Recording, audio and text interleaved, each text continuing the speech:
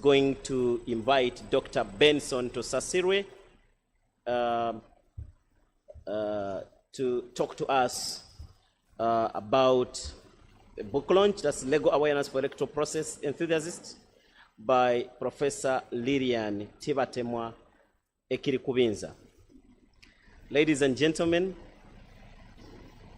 without much ado, let me take the honor to invite the CEO to come and take up. But before the CEO comes up, let me just give you a small brief about Dr. Benson to Sasirwe. And I want to put a disclaimer that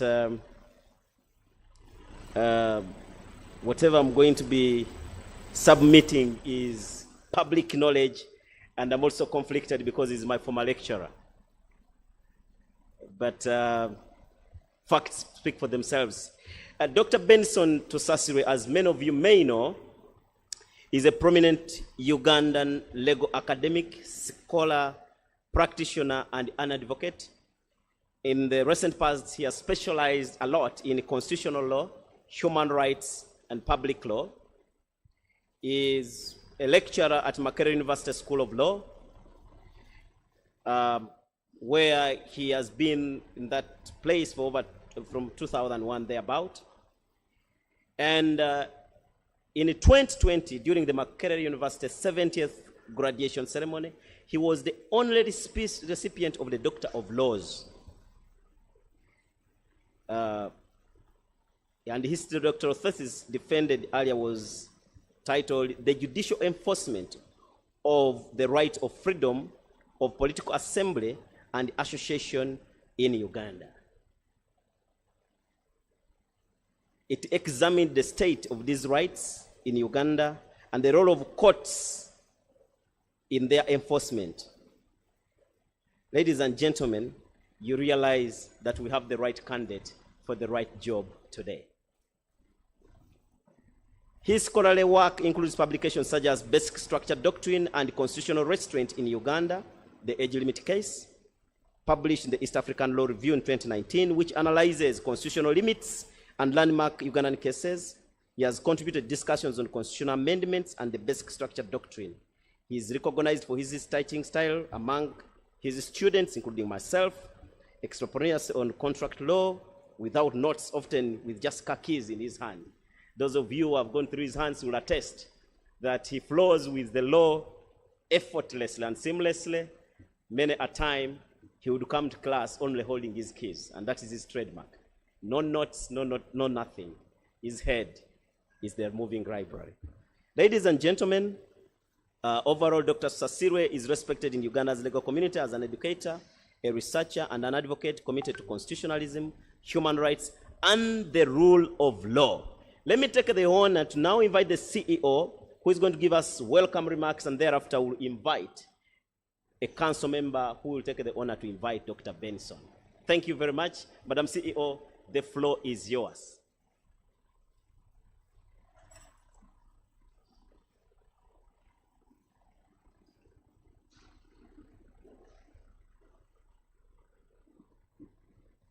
Our distinguished guests today, Dr. Benson Sasirwe, Ms. Flavia Tonsime, Mr. Patson Arinitwe, Mr. Anthony Natif, Mr. Godwin Toko, ULS Council members present and those joining us online, all members of the Uganda Law Society, joining us both physically and online, members of the press, ladies and gentlemen, good morning. My name is Apio Afra. I'm the head rule of law, Uganda Law Society. My chief task this morning is to read to you the CEO's opening remarks, verbatim, and I shall proceed to do so. On behalf of the Uganda Law Society, I warmly welcome you to today's edition of the Rnblive weekly press and public engagement. Today, we shall be hearing from the ULS Governing Council, led by President Isaac K. Sebakade, Senior Counsel, and they will be sharing updates on council business, as well as the Lawyers League, who will give us an announcement and an update. We shall also have a session unpacking the recent constitutional judgment on the Computer Misuse Amendment Act 2022, Consolidated Petition number 34, 37, and 42 of 2022.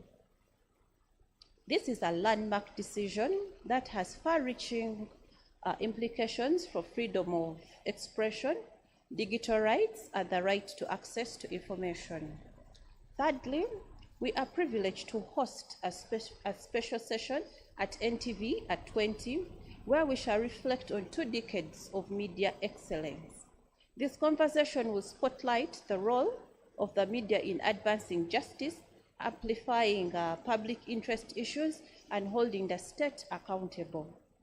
Further, we are honored to witness the launch of a book authored by Her Lordship, Professor Lillian, Tibatemwa, Ekirikubinza, a moment that celebrates scholarship, thought leadership, and contribution to legal discourse. Today's program is rich, dynamic, and carefully curated to inform, engage, and inspire both our membership and the general public. To all our viewers and those that are seated physically at the ULS house and the big numbers joining us online on our social media platforms, thank you for taking your time to be part of these discussions. Your continued participation is what sustains these important conversations and strengthens our collective commitment to the rule of law. Many thanks to our distinguished speakers and partners for honoring our invitation. With those remarks, I officially welcome you to this Rnblive and look forward to a productive and fruitful discussion. Thank you all. Signed, Christine Awari, CEO, Uganda Law Society.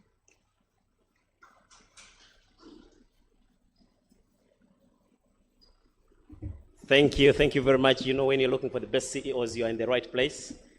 I think you have had the very, very rich submissions of our CEO and welcome remarks. Ladies and gentlemen, let me now take the honor to invite Senior Council Member Egaru to invite the good doctor.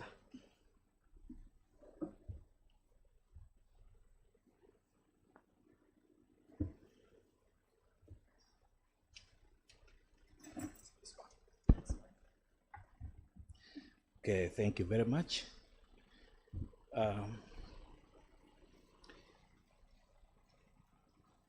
I'm honored to be invited here. My name is Emmanuel Egaru Umiat. I represent the lawyers of the Northern Bar. I will observe the protocol already well laid. The details, the CV, and all that is required to be stated about the author has been stated very carefully, properly, and deservingly. And so I wouldn't wish to water down what my brothers stated very clearly. Let me now take the singular honor, and without wasting any more time, to invite the doctor to come and address us. Let's put our hands together as we welcome him. Thank you very much.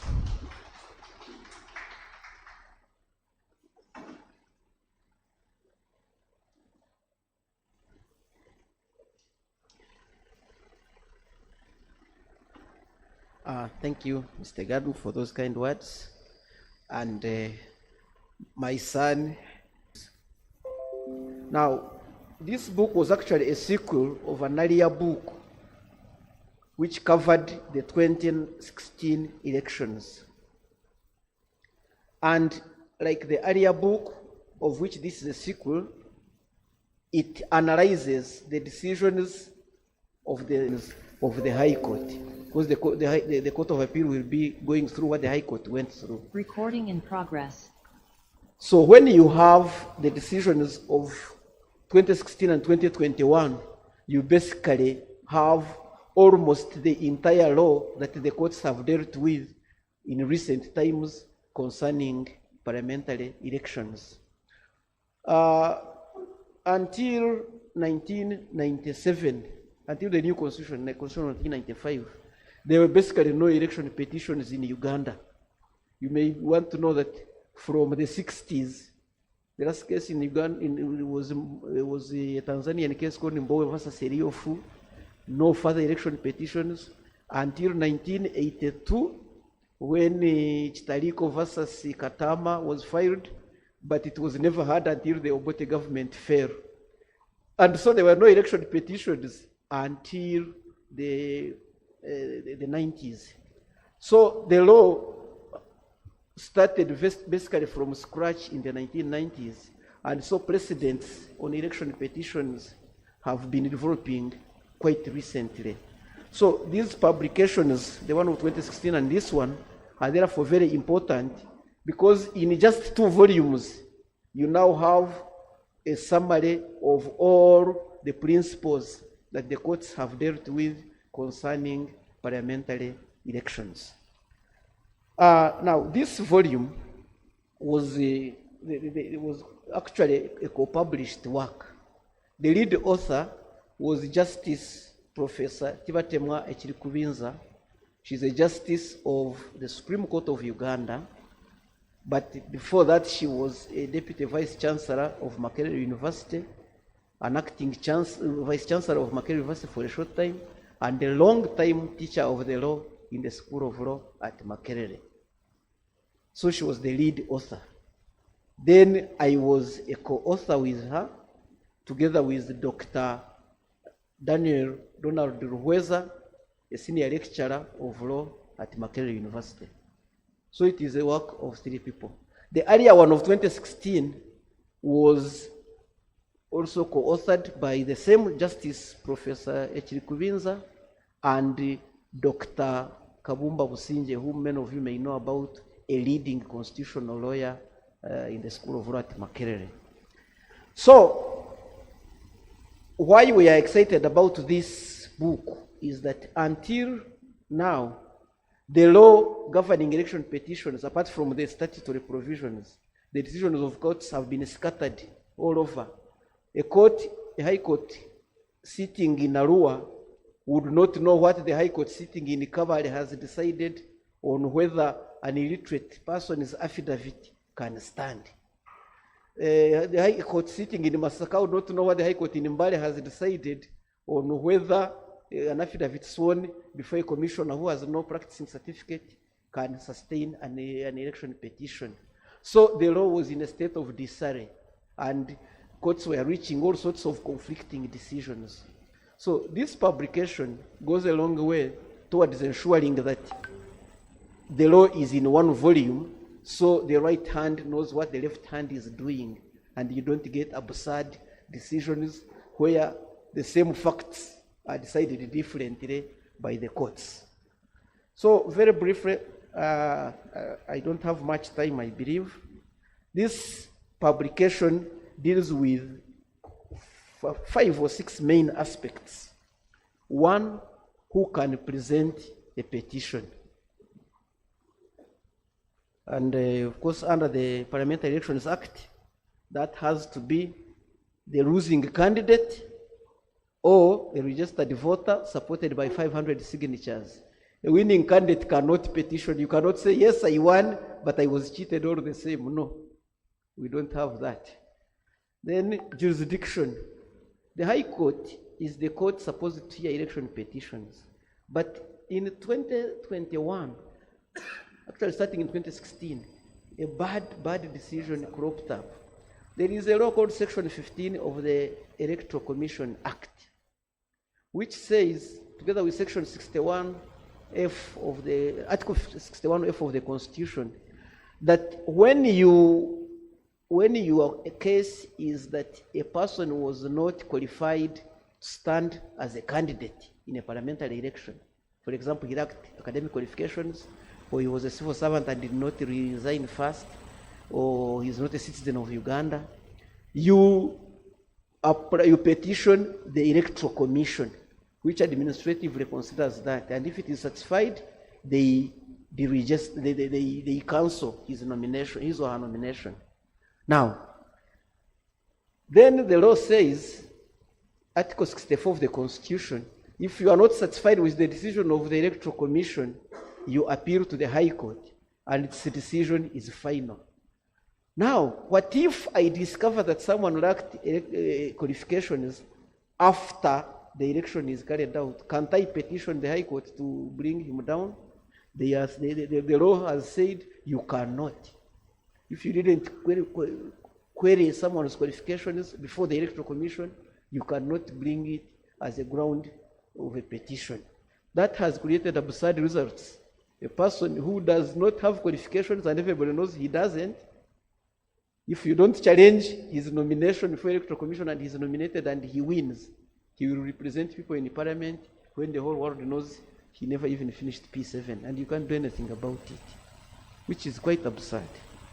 And in doing that, they even overlooked a precedent of the Supreme Court in a case called Abdu Balingira Nakendo versus Patrick Monda, which had said the High Court has unlimited powers to question the eligibility of a candidate. But that now is the law. For the gentlemen and ladies of the press, you may want to know, in our system, once the court has spoken, a court of record, it creates a precedent and you can't depart from it. But now we have two precedents, one of which is by the highest court. So then which one is the law? Trouble. Yes, so that's the first one, who can petition. The second one, the second aspect which this book covers, grounds for setting aside an election. The law has now been clarified. It is non-compliance with the provisions of the Parliamentary Elections Act and the other laws, lack of qualifications, and commission of an electoral offense. If you commit an electoral offense, even if you had 99%, just one offense of bribing one voter with 1,000 shillings nullifies the election. The other ground it deals with is burden of proof and standard of proof. The law has been again in a state of confusion on standard of proof, because the relevant section says, section 80, that an election shall be set aside if the following grounds are proved to the satisfaction of the court. And one of them is that there was non-compliance with the electoral, which affected the results in a substantial manner. The question was, what does that mean? What does satisfaction of the court mean? Does it mean I prove beyond reasonable doubt as if it is a criminal case? Does it mean I prove on a balance of probability as if it is a civil court?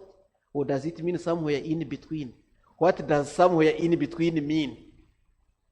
So the courts in this round of election petitions have tried to clarify what that means, and we think there is now a little more certainty on what you have to do to prove that someone was not properly elected. Then the other one was the procedures for elections, election petitions, timelines. Can a court extend time and allow you to file a late petition? Then how do you prove electoral malpractices? Must it always be by affidavit? Can you call viva voce evidence, calling a witness and cross-examine him the way we do civil cases? What happens if the witness was illiterate and the affidavit was not processed the way illiterate affidavits are done? What happens if the person who commissioned the affidavit, his practicing certificate had expired?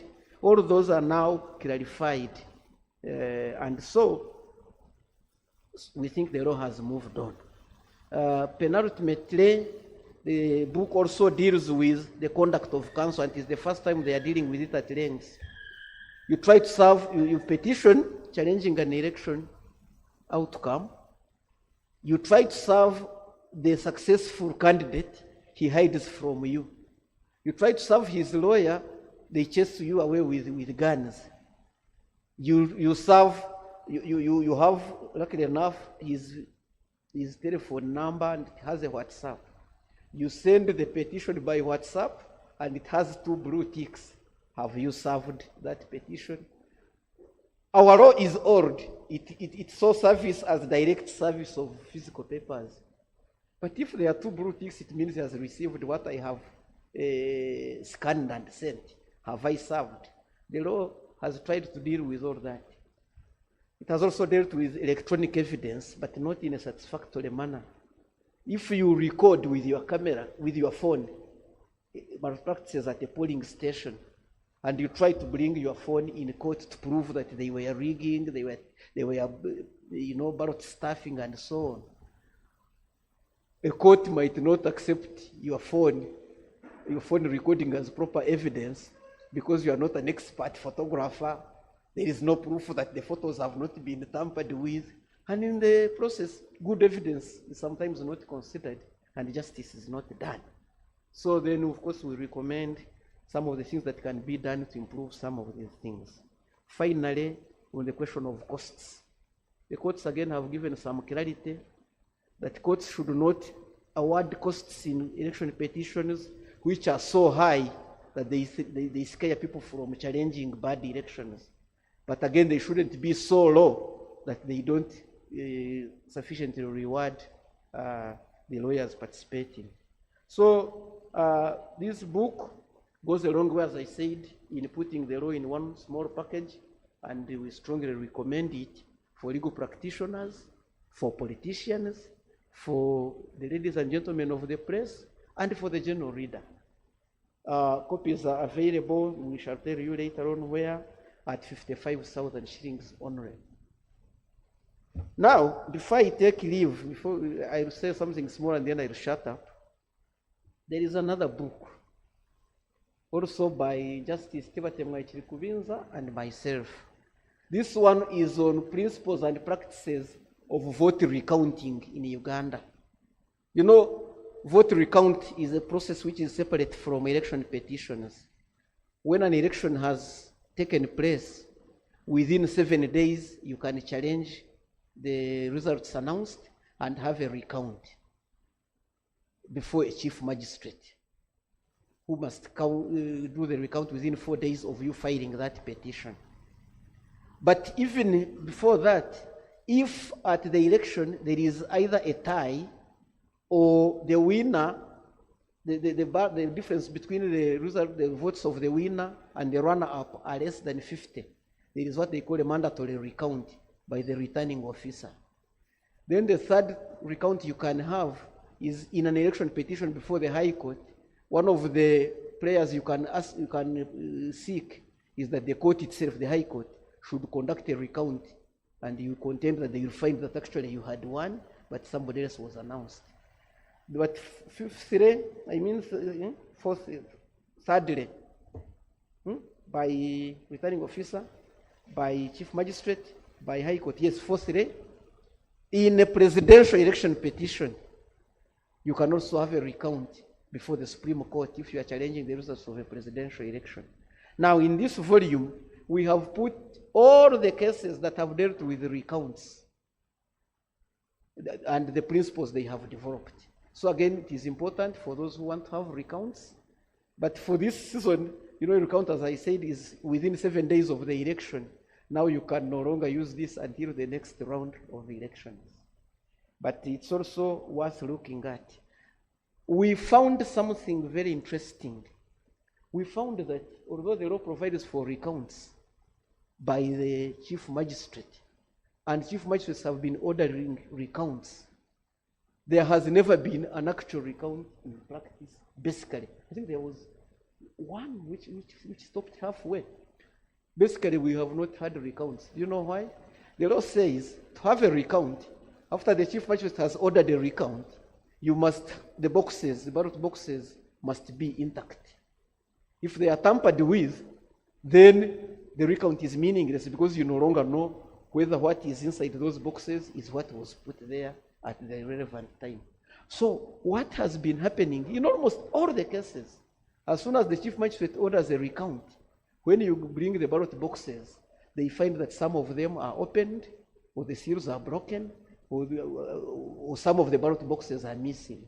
Then, of course, he says, in the circumstances, I cannot have a recount. We suspect that this is deliberately done by those who have custody of these ballot boxes to make sure that there is never a recount. So you will never know what is really in those boxes after you have voted and a successful candidate has been announced. So we ask, who in Uganda really benefits from frustrating election recounts? These materials are very important for the Ugandan reader, and we strongly recommend them. I thank you.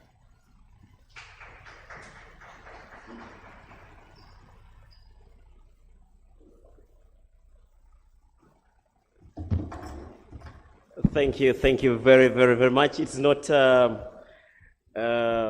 every day that you have visitors of great stature like Dr. Benson to Sasire.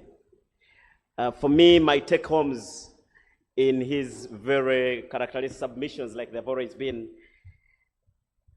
is that we're having precedents reduced to ink and paper. And he asserts that no long ago, a court in Arua would actually not know what a court in Kampala has done.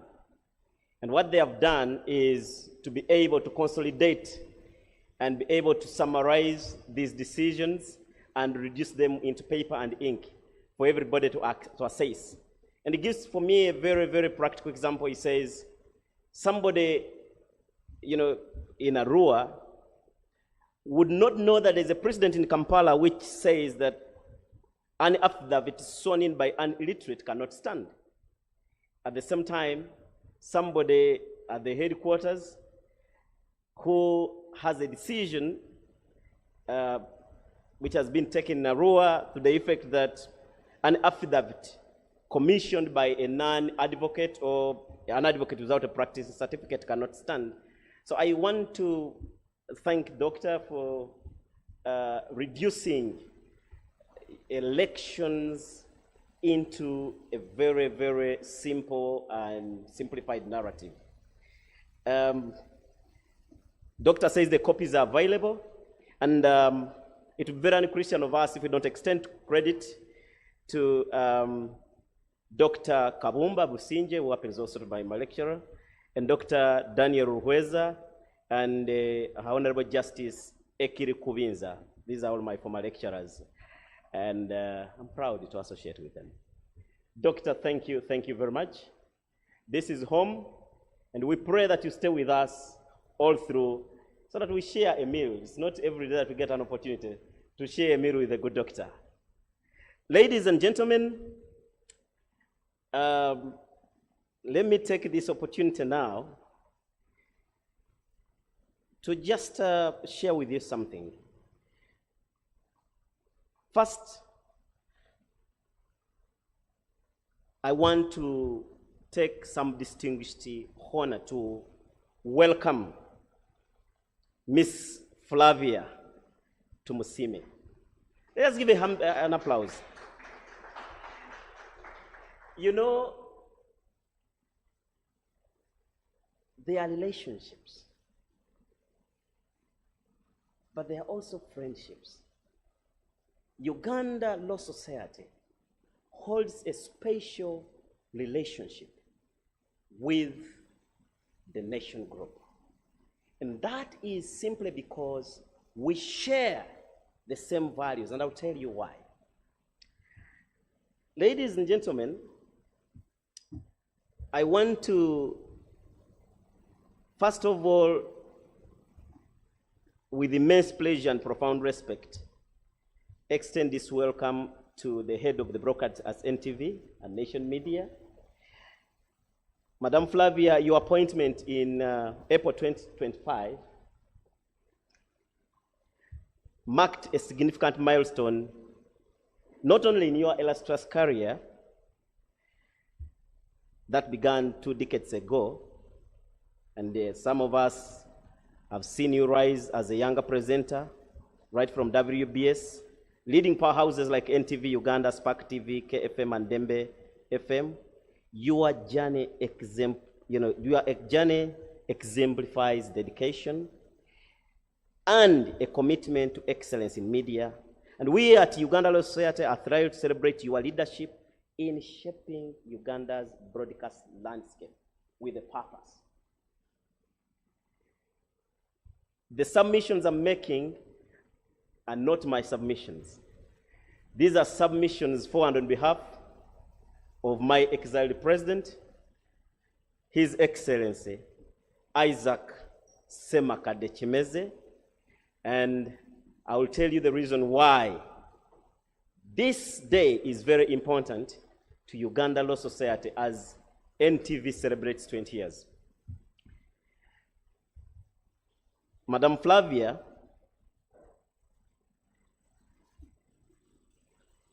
our relationship as Uganda Law Society with NTV has been nothing short of exemplary, but built on a shared vision of advancing justice, accountability, and social progress.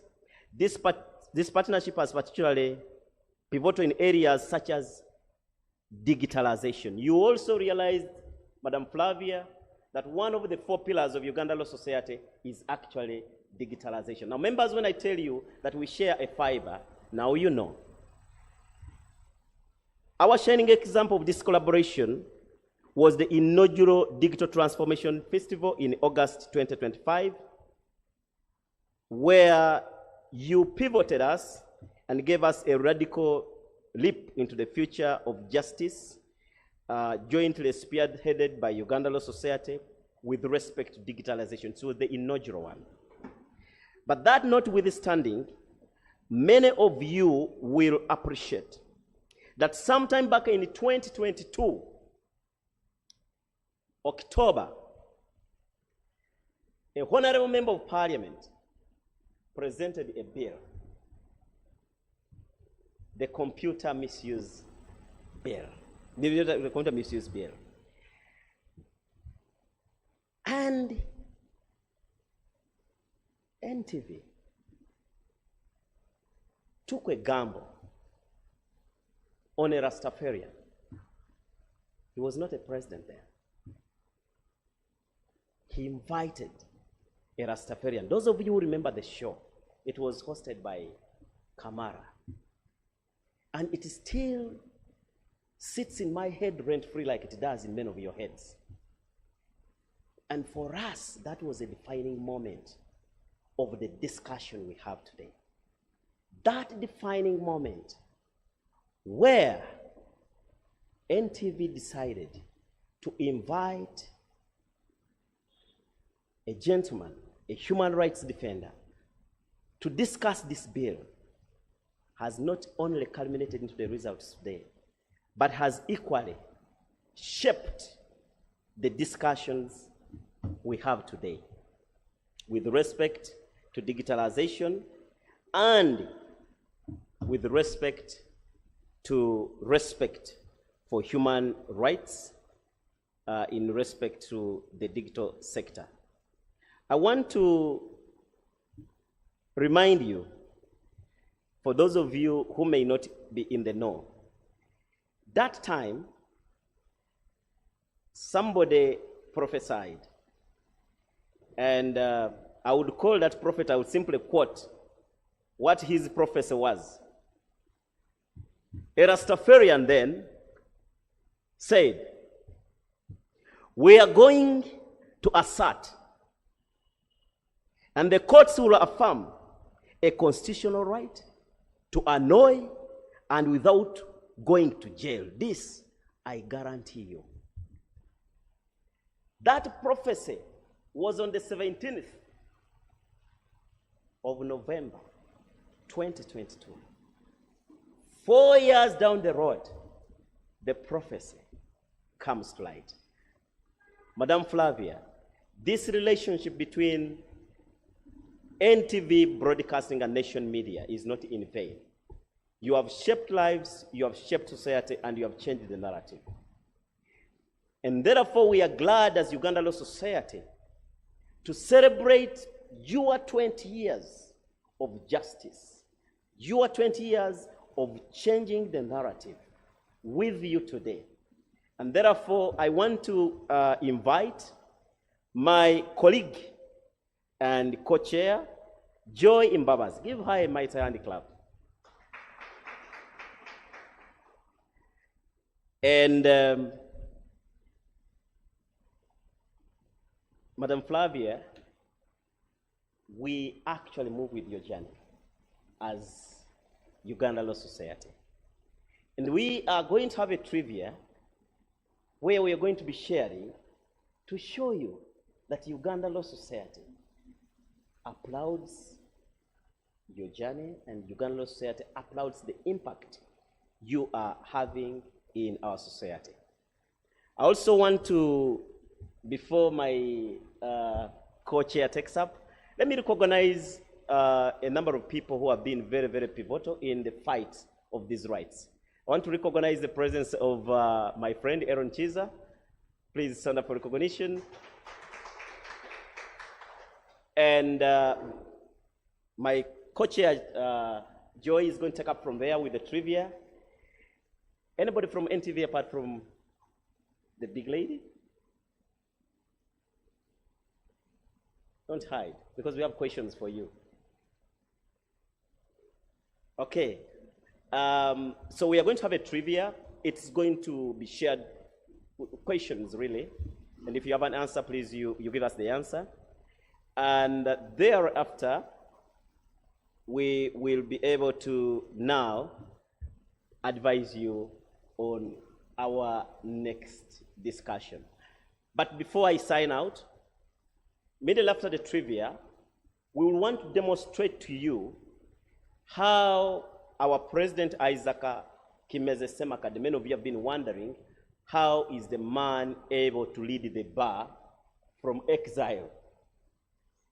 Now, this is because of efforts like these ones where we are promoting digitalization, which was one of his pillar campaigns. We are able to do this because of digitalization, and looking forward, immediately after this, His Excellency the President is going to be opening a council session. That council session is strictly going to take 15 minutes, and it's going to give you a nip of how actually business is conducted, even in the absence of persons in person. Thank you very much. Let me take the pleasure to give the microphone to my co-chair. Over to you, Joy. Thank you. Thank you very much, Mr. Tony. Ladies and gentlemen, all protocol observed. We want to take this opportunity to also celebrate the work that NTV has done, turning on our world and making sure that the rights, the duties and obligations of the citizens and Omuntu Wawansi are not ignored. So could we please give them a hand of applause and appreciation? We can do better, come on. Thank you. That is very encouraging. So my task here today is very, very simple. NTV has been turning on our world for how many years? How many? 20 years. So that is progress. And so my job here is just to do a little bit of a trivia, some questions which we're going to ask. There's another microphone here. Thank you. So I'll just ask a question. They're going to be simple, okay? The hard ones were meant for the people who didn't show up. They were very smart. Somebody must have leaked information. Yeah, we need to do some research. This is when we say investigations are still ongoing. Eh? Investigations are still ongoing. So there's a few questions, teasers that we're going to be asking in celebration of the 20 years. So the first question is, are you ready? Yes, we are. On what exact date in 2006, see, I'm even giving you some pointers, eh? On what exact date in 2006 did NTV Uganda officially launch and turn on your world for the very first time? Anybody? It was in 2006. On what exact date in 2006 did NTV Uganda officially launch Turn on your world Surely, we have leaked information. for the first time. Any takers and their gifts, or somebody there at the back? Yes. Some people have been watching TV. People have been watching TV. People have been watching TV.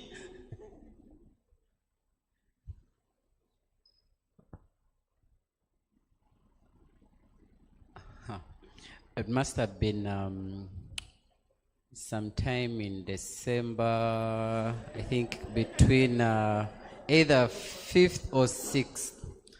December 5th or 6th, 2006, yes. Miss Flavia is saying Chizivu. Adam here has something to say. Sometime in December, either 6th or 5th. Now you can say Around people have been there. watching TV. Madam, pick are one, we good? Madam Joy? Pick one. Adam there had a contribution. Madam.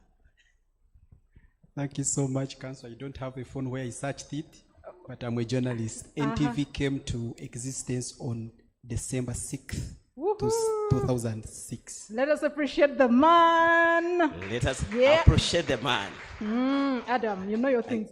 I was afraid for a second because you're representing Uganda society. And for me, this also shows how NTV describes narratives. Because Adam worked with a certain rival media TV for a very long time. But if he has been following the other rival TV, not bad. We know. But the gentleman there almost had it. Thank you. Dates. Yeah. So thank you very much. Now, question number 2. Are you ready? Which media group founded and owns NTV Uganda? Surely. Adam, no. That there be Adam is going to help me to room. move around the mic because I don't trust him anymore. Adam, just a moment. You see, simple things. We just want to know which media group founded and owns NTV Uganda. The lady there. Oh yeah. Thank you very much. I'm going to take a wild guess and go with Nation Media. Okay, you're almost there. I just missed a little something. The lady at the front. Okay. The lady at the front, they finished for her? Could you just help me? Is she cheating? Okay, naturally. Someone told me to finish the word and it's Nation Media Group. They cheated exams for them. You know, but once you get the microphone, it's good for us to know your name. So could you tell us your name, please? My name is Peace Marisha Akelo. Okay. Thank you. Akelo, are you looking forward to Pilau tomorrow, or is it, we are trying to look like and befriend the Muslims who have been fasting. So True. If there's any Muslim friend around who can host me, I'm very open. Thank you. All right. Thank you very much. Yes, that is Nation Media Group, NMG. Now, next question. What is NTV Uganda's iconic slogan that has guided it for 20 years? What is NTV Uganda's iconic slogan that has guided it for the last 20 years? There's a section this side too. Everybody is passing these questions, and Madam Joy, my request is that why don't we NTV run something called On the Spot, where you are actually on the spot, and therefore why don't we put these people on the spot? On the spot? On the spot. Okay, so let somebody answer that, and then the next one will be on the spot. The next questions are going to be on the spot. Absolutely. So we'll pick you at random. Okay, so can they answer that one? Since they So it already seems raised we their are... hands? So we'll start with this one. Yeah. Yes, morning everyone. Good morning. I'm Mukose Arnold Anthony, petitioner number 3, Yes, sir. Computer Misuse Act. Okay. It's turning on your world. That's the... Yeah. Can we clap for him? A mighty hand clamp. Yeah. Turning on your world. NTV. All right. So now that you have seen the questions are not that hard, we are going to... On the spot. Okay. So I'll be waiting for you. Who do you want to put on the spot? You know, they say when the smaller drums sound, the big drums sometimes relax. Okay. Now, why don't we start with the big drums? Okay. How does it feel if we are sending the questions to the big people we fear? What does the room think? On the spot. Yes. Okay. I also want to recognize the presence of Honorable George Musisi. Let us give him a hand clap. Honorable George Musisi, I want to disclose that he's my in-law. You had to recognize him. Honorable Misuse, you are welcome, and we appreciate your work in human rights defense. So, on the spot. Make a choose, and then I'll shoot. I am going to choose, just spot one person here you'd want us to ask. Okay, on the spot. Make a choose. Who should Make a choice. Who should we put on the spot? Who should we put on the spot? From the high table. Treasurer. How many say treasurer? Treasurer. Now you know. Yes. When you are not approving people's funds, this is the time to sweat. On the spot, over to you, treasurer. Thank you. Mr. Treasurer, NTV is making 20 years and you are the person that is behind the money.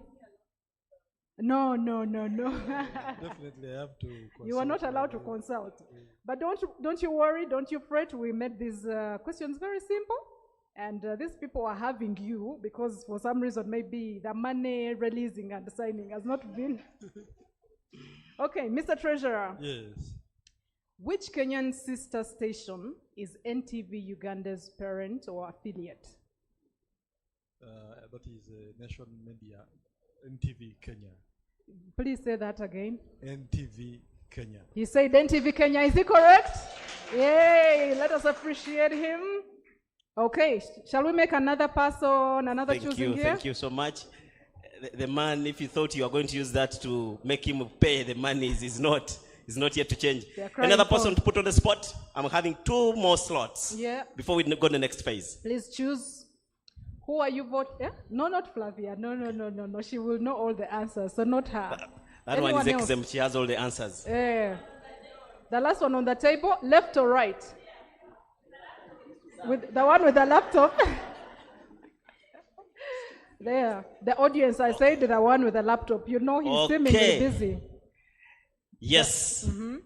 The one on the laptop is a council member. You know These people our council member from Mbarara. They don't fear their elders. You don't fear your elders. But it did. So, Madam Joy, I'm ready. Yeah.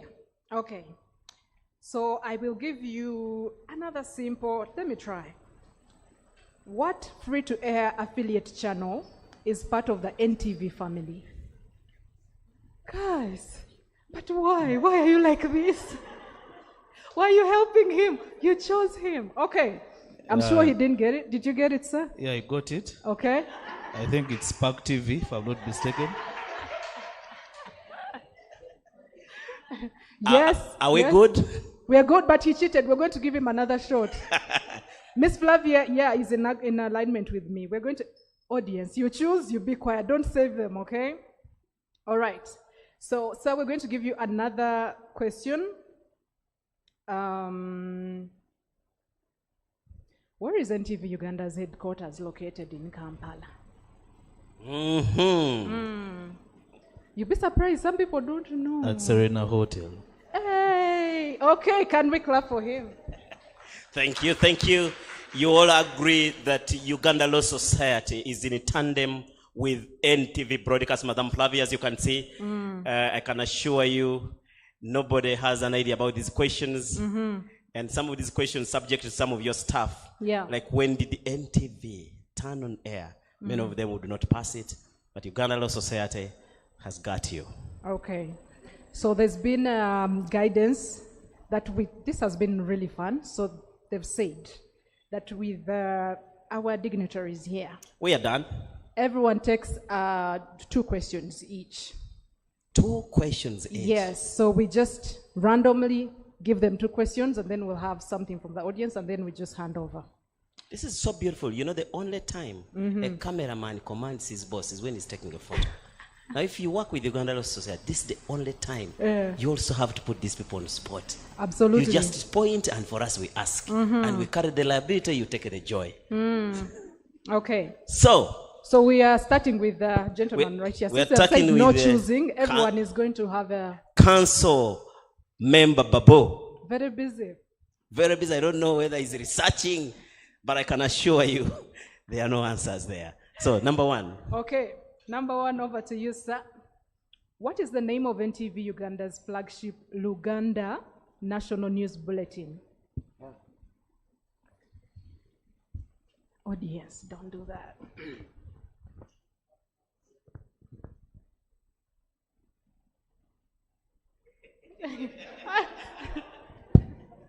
The rules of the game is that you're not supposed to research. Yeah. No, I'm not researching. Yes.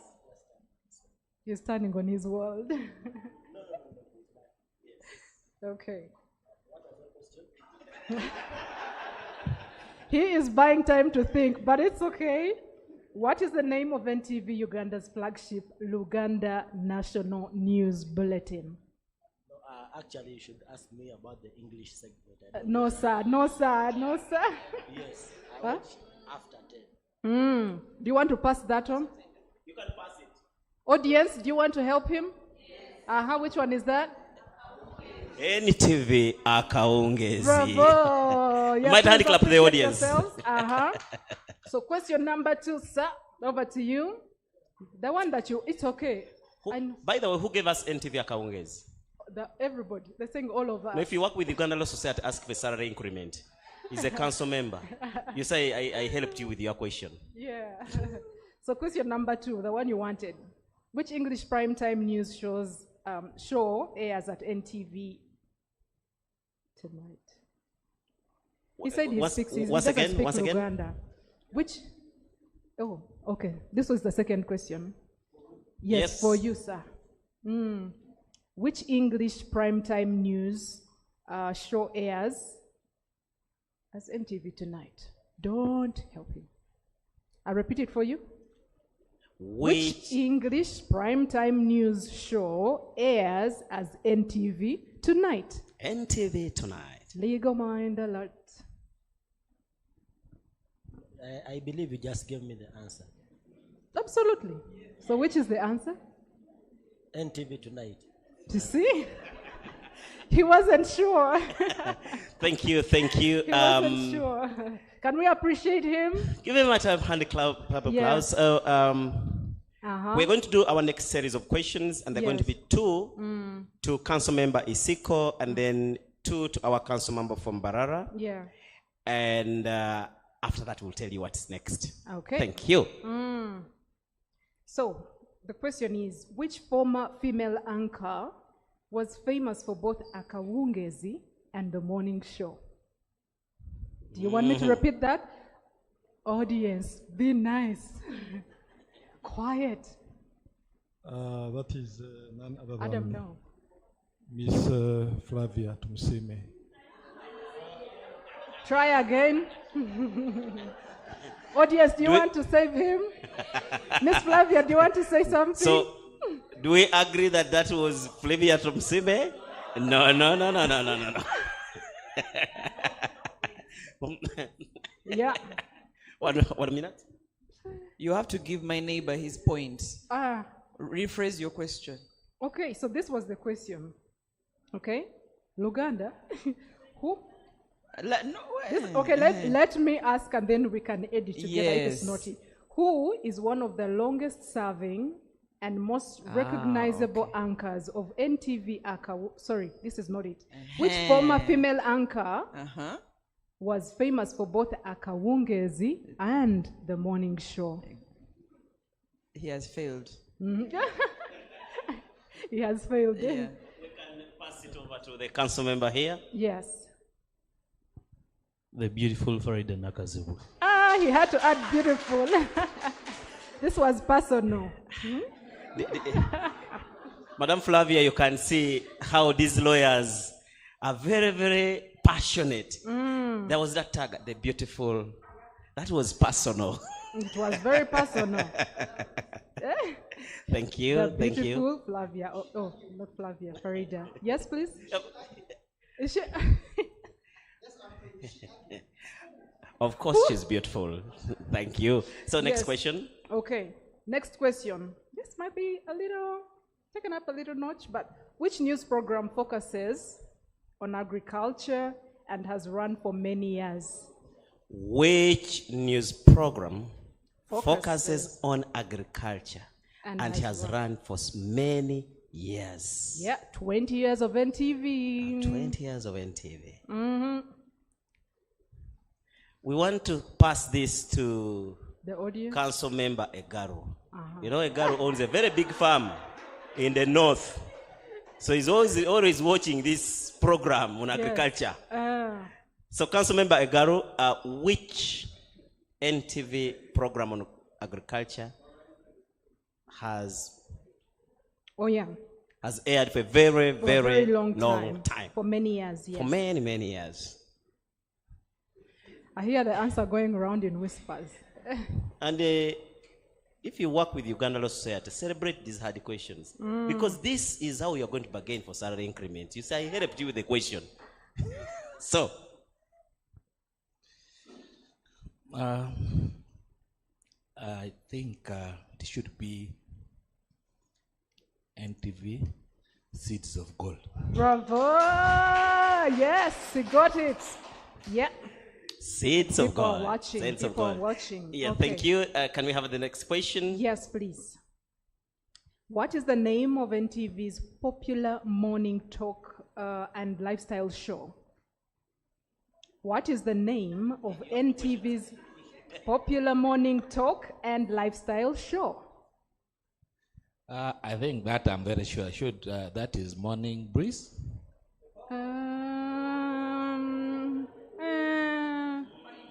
We should find him.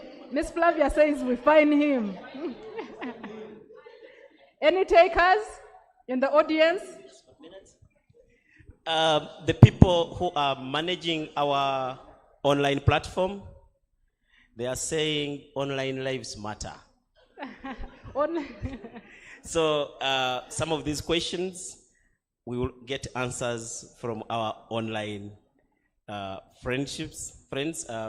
Madam Flavia, our biggest audience is online, thanks to one of the pillars of the Radical New Bar, that is digitalization. And the reason you see few people here, they're saying, why come here when we are promoting digitalization? So the next phase of questions, we are going to pick answers from online, and therefore I ask our media to get set out. Thank you. Okay. Did he get, did you manage to, did someone make you the answer? He passed to the next council member. Okay. You can repeat the question again. What is the name of NTV's popular morning talk and lifestyle show? It airs every morning.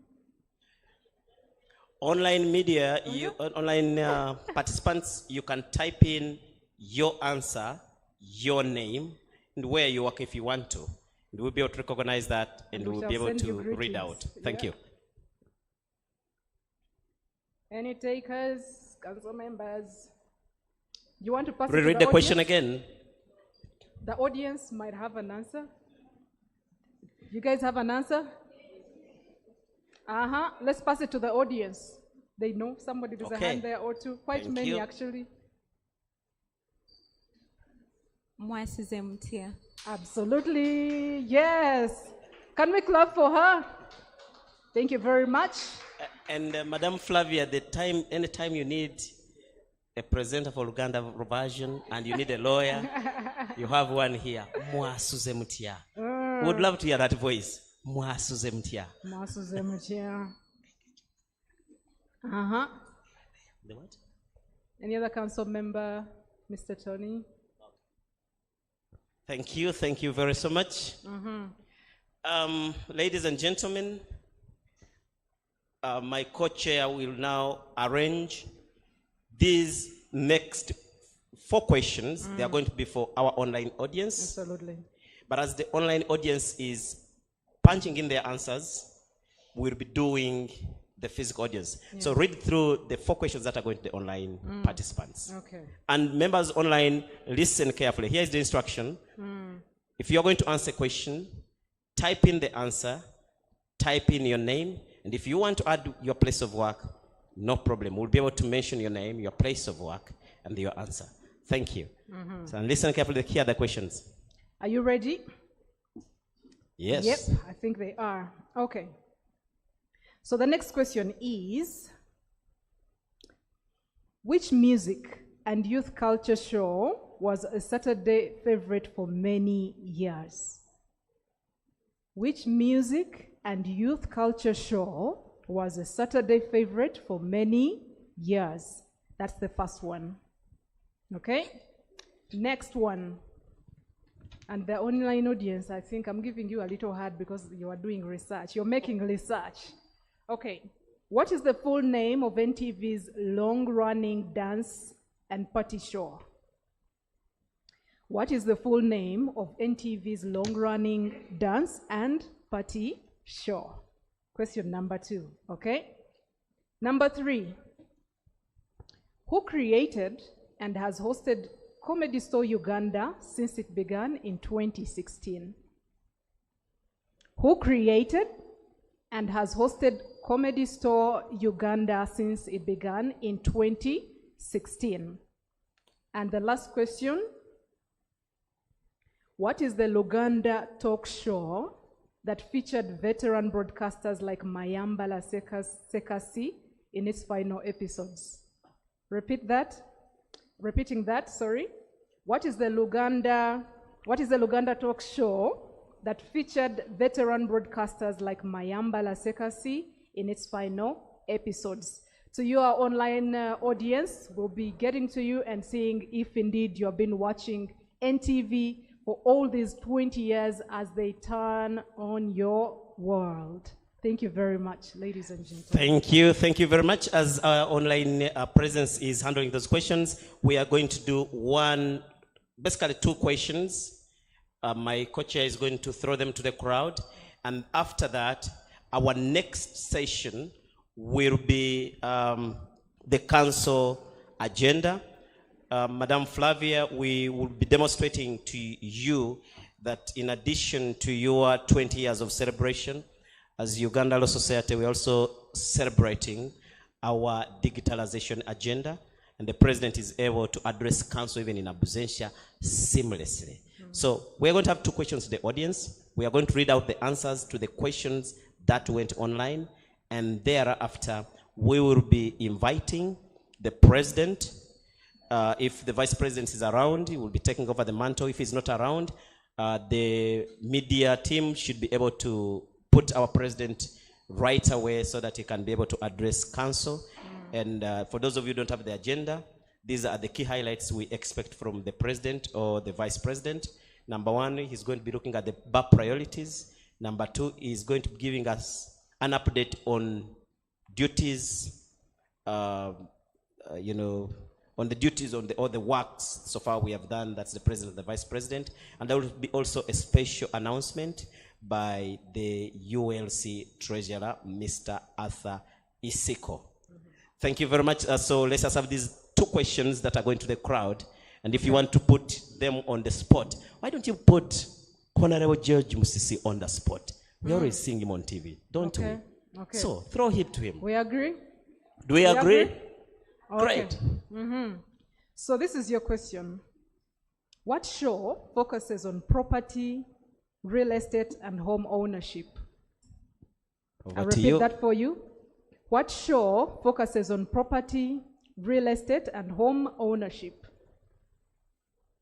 On the spot. On the spot. NTV at 20. He's passing it on. You can look around and see who's You look around and choose.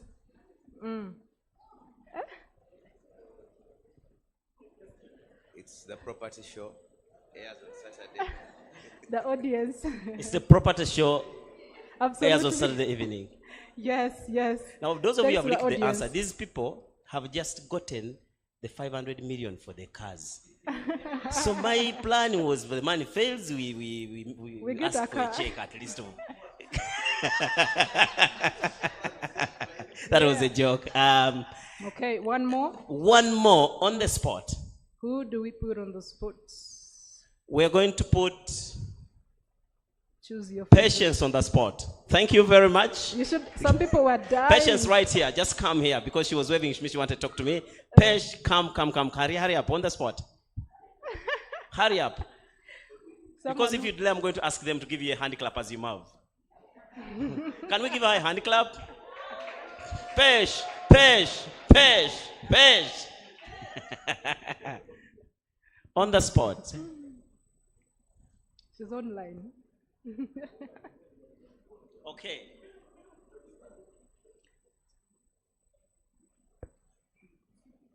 It's okay.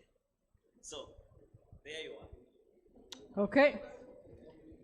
I'll try and be gentle, but if not, the audience will save you, okay? Ladies and gentlemen, this is her question. Name the political or current affairs discussion program on NTV. I will give you two choices and you choose, okay? Fourth Estate or On the Spot.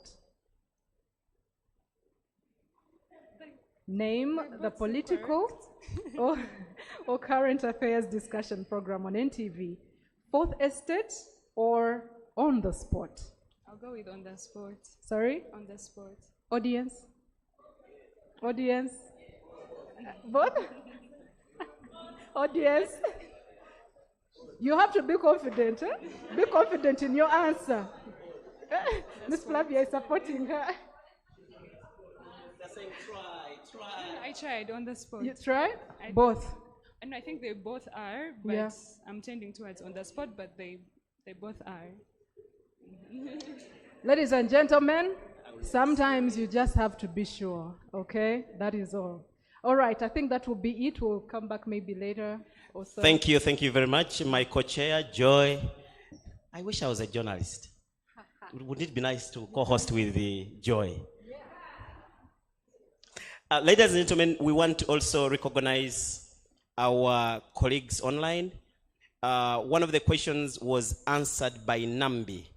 And Nambi says that show was called the Dance Party Show. And she says it was a banger during COVID time. Whatever she means by being a banger, only God knows. And the other question was about a comedy store. And it was answered by Kato Wilson from Mugarura and Omala Advocates. He says comedy store was hosted by Alex Muhanji. Thank you very much, our online colleagues and audience. Thank you very much. At this point of time, I would want to take the honor to welcome our most perpendicular president, His Excellency Isaac Kimeze Semaka, the Senior Counsel, to address the bar. This session is not going to take long. Our distinguished guests. Thereafter, we will be able to advise you on our next agenda. Just to give you a more brief of our activities today, we will be having that council briefing, and thereafter we equally have the discussion on the Computer Misuse Act, and then we have celebrating NTV at 20. Yeah, turning on our world for the last 20 years, where we'll be having Mrs. Flavia Tumusime Kabura, head of Broadcast Nation Media Group, and the award, and the, we'll be receiving our award, and then R&B gifts and cut caking, and then we'll equally have special announcement by Uganda Law Society Lawyers League to put the icing on the cake. The media team, please put our president on. Mr. President, the world is listening to you, and we would want to hand over to you. We are both here physically, and we also have a very huge online presence. The floor is yours. We have budgeted at Mr. President, your session will take us some maximum of 20 minutes. So that we expect to have you again in the next phase when we are discussing the Computer Misuse Act. Thank you very much. Over to you, Mr. President. Yeah, I am now the one speaking. Okay, come and say hello. Say hello. Hello.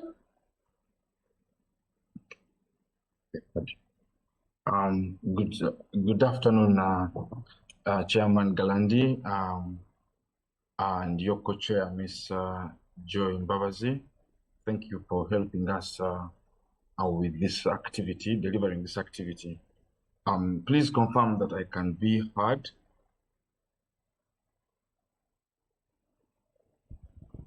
Yes, you can be heard. You're audible. Oh, thank you very much. Thank you very much. Good morning, colleagues in council, fellow advocates in the room. I have, sorry about this. I have learned with much pleasure that we have Advocate Aaron Chiza, we have Advocate George Misuse, Honorable George Misuse now. Congratulations. We haven't interacted since that life-changing event. And others in the room, our distinguished chief guest, Madame Flavia Tumsime Kabura, head of broadcast, and at the NTV Uganda NMG group. Apologies if I get the titling wrong, but we are very excited, as you can see, to receive you at the Radical New Bar HQ. ULS House on this auspicious occasion when we have a lot to celebrate.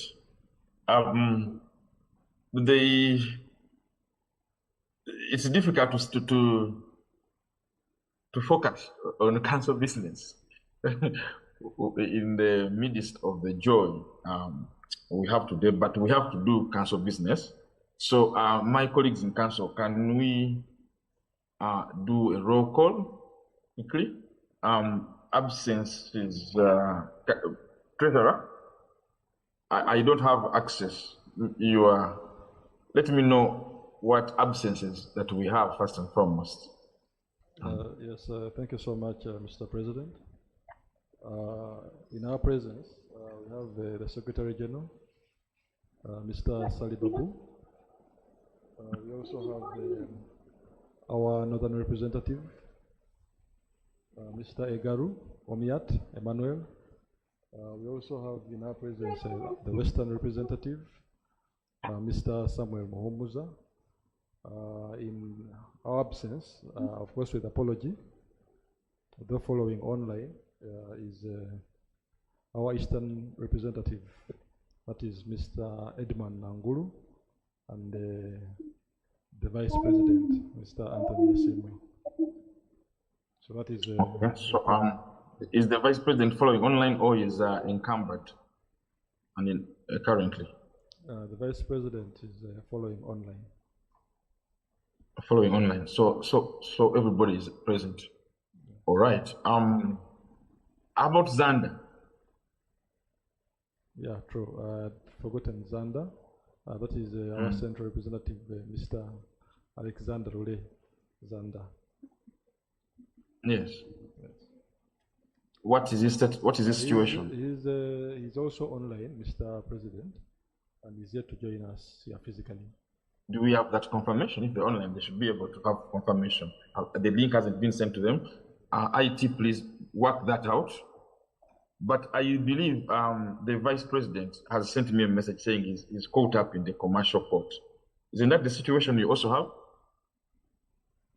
I don't think you will be attending to court and the council business at the same time. You need to be sure. Nangulu says he's following online, but IT, please send him the link and let him tune in. And the same situation with Alexander. But for the interest of time, I think, we have a quorum? Can you confirm that, Treasurer? Mr. President, I can confirm. And to it 5 or more? I can confirm that we have quorum. Thank you. All right. The business committee met yesterday and decided some agenda. I would like to restate as follows. We shall receive an update on council priorities post-election from, it was supposed to be by our council representative from the East, and he sent me an apology saying that he got trouble while traveling, and he has requested Honorable Babu, our acting secretary, to lead on that. We shall then receive the business committee had also scheduled vice president to supplement and report on assignments that were specifically left to him. Yeah, I think I may have to feed in for that because he made the report yesterday. Unless he turns up once released from court. And then the treasurer, the special announcement from the treasury. But perhaps before that, we shall hear from Mr. Egaru, speaking on behalf of all council colleagues come from the regions on the special assignment again we gave them at Fort Portal. Our last retreat in Fort Portal on 31st of January 2025. Other council representatives can then add on, then we shall do we shall close with your special announcement. So without further ado, Mr. Babu, Acting Secretary, please take the podium and address us very quickly on state of council priorities. How are we performing? What are the council priorities post-election? Thank you, Mr. President. I believe we had earlier met briefly, and please speak from the podium. Thank you.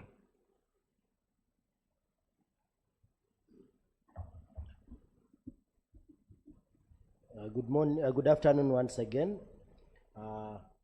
Mr. President, we had met earlier on and adopted the minutes of the previous meeting, and I will not go much into that.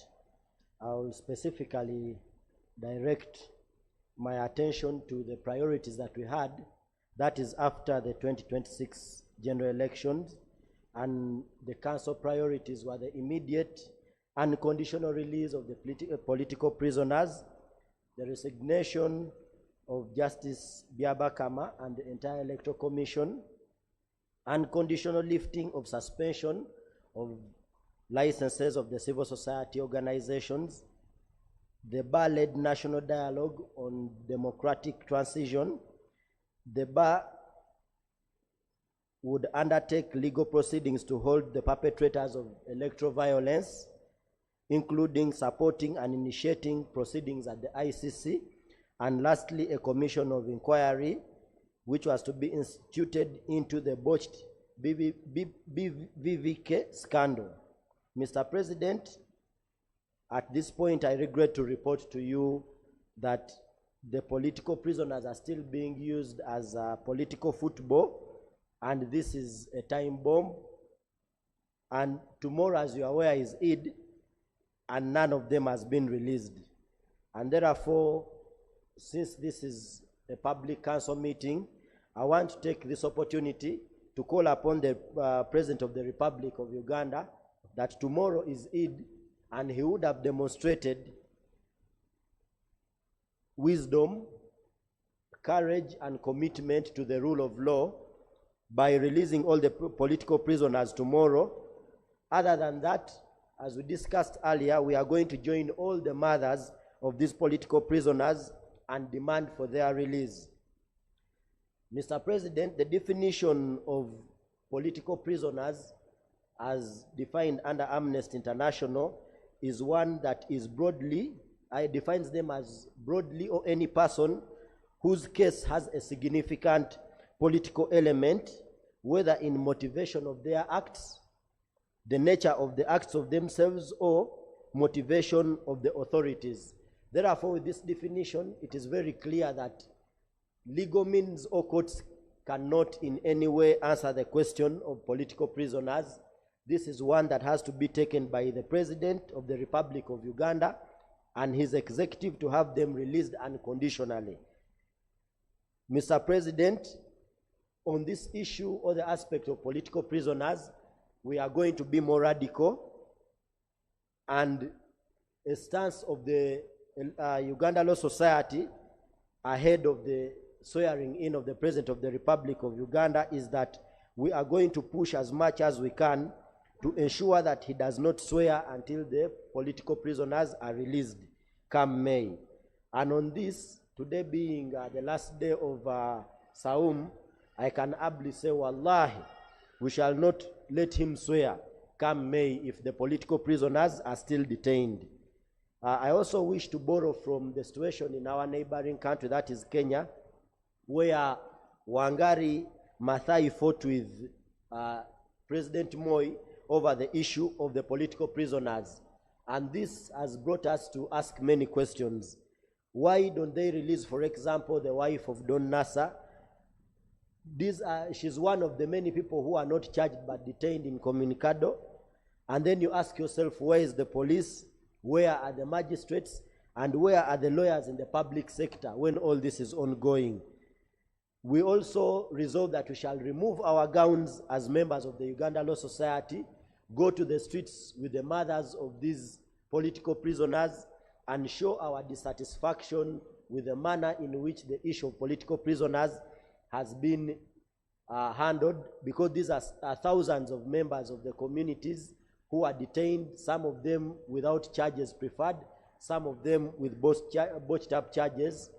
And also, in a similar manner, Mr. President, I wish to inform all the members of the Uganda Law Society and the public that you are still much in charge of Uganda Law Society as its president, and those who thought that by throwing you in exile, they were going to silence the Uganda Law Society, apparently have been frustrated, because the Uganda Law Society, led by yourself and the Radical New Bar, has continued to demonstrate leadership at its best, and therefore we can swear that we still have loyalty in our president, much as is away in exile. And as you've demonstrated, this is how we always have council business, even in your absence physically. And with this, I wish to invite you to proceed with the next agenda as stated in your brief. Thank you.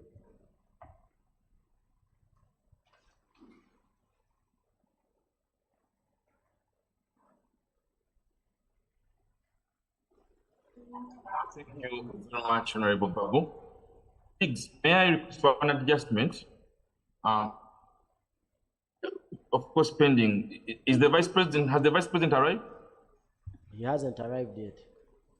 Okay. May I request for an adjustment and request Elder Egaru to speak now on behalf of our branches, on behalf of all regional representatives.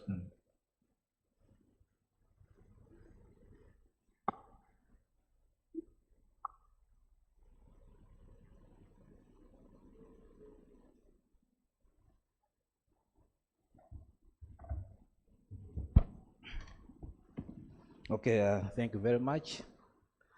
The President of Uganda Law Society. I will observe the protocol. My name is Emmanuel Egaru Omiat. I represent the lawyers of the Northern Bar. Members here and members online, good afternoon. Mr. President, as already stated by my colleague, the Secretary General, we want to appreciate you so much for your leadership and for being in charge even while in exile. And indeed, the Uganda Law Society under your leadership has remained vibrant, and as council members, we have continued to perform our duties and roles as expected of us under your able leadership.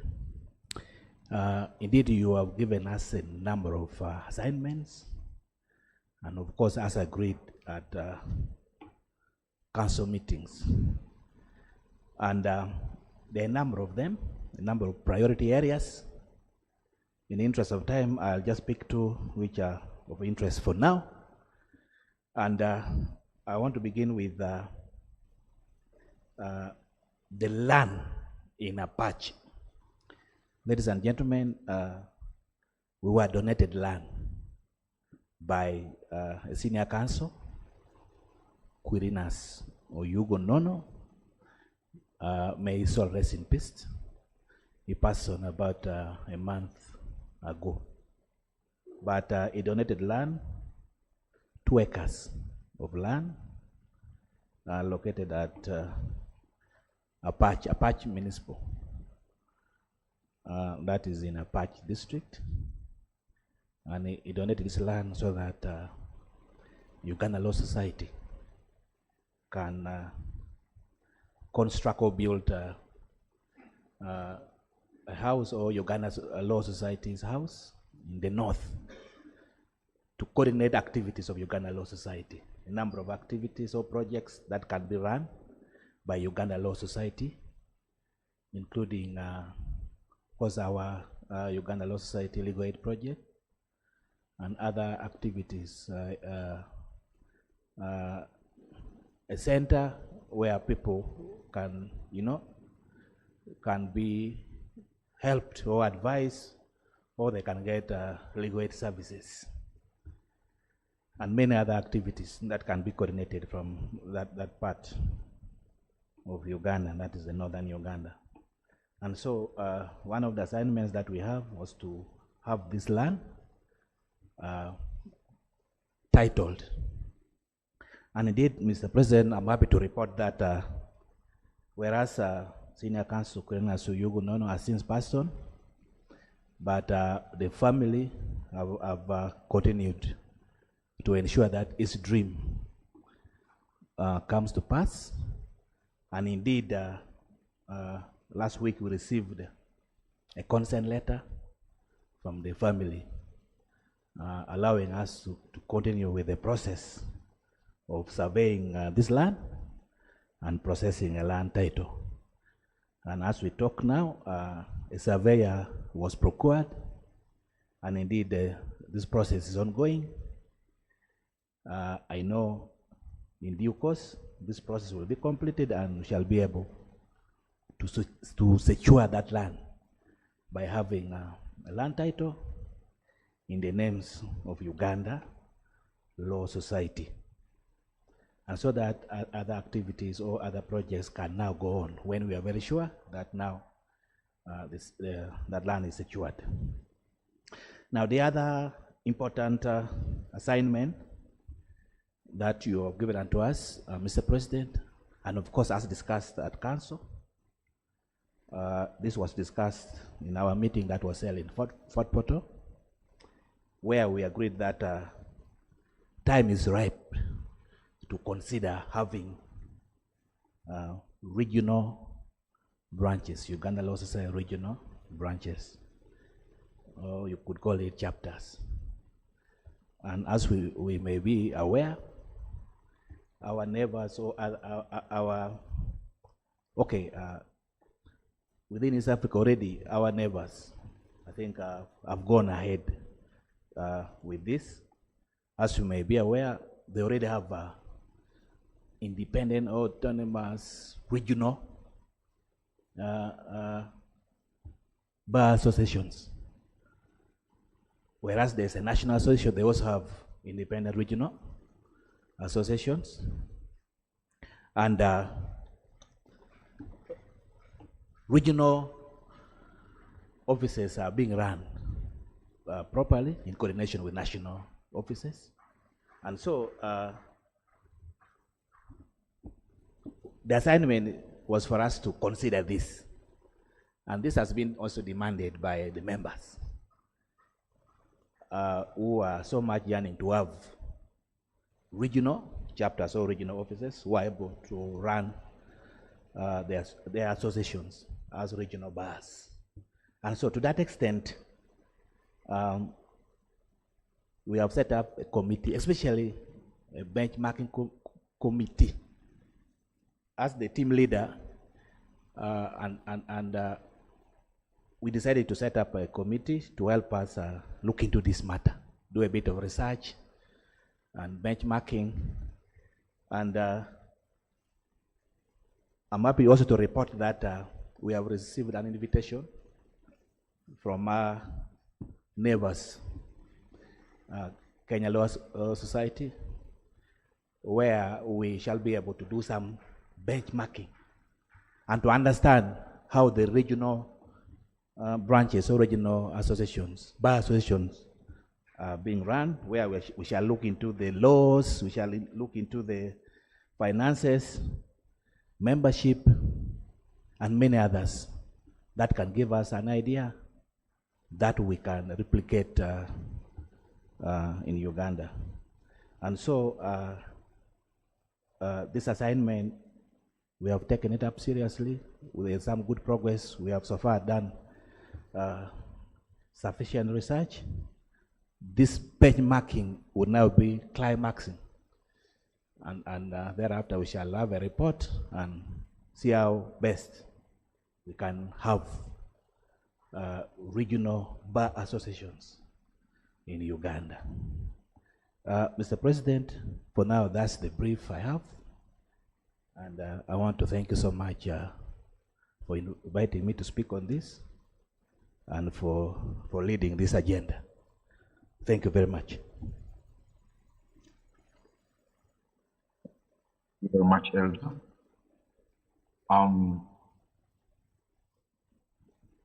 May I then ask Treasurer, allow me again to request an adjustment and implore you to deliver your special announcement, perhaps as we delay the activity for the Vice President. Thank you.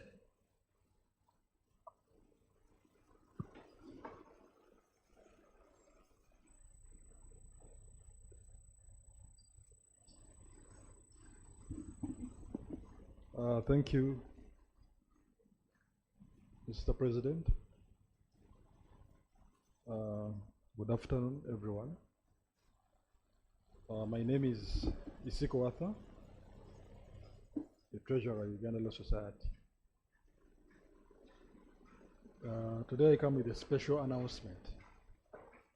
We call it the Executive Order number 8 of 2026. And it goes as follows. It's titled Termination of Begging Relations with the President of the Republic of Uganda and Chairperson of the National Resistance Movement. Let me repeat it for clarity. Termination of begging relations with the President of the Republic of Uganda and the Chairperson of the National Resistance Movement. Whereas the Uganda Law Society, as a statutory body representing the legal profession in Uganda, has a solemn duty to uphold the rule of law, promote justice, and safeguard the independence of the bar from undue influence, including financial inducements that compromise its autonomy.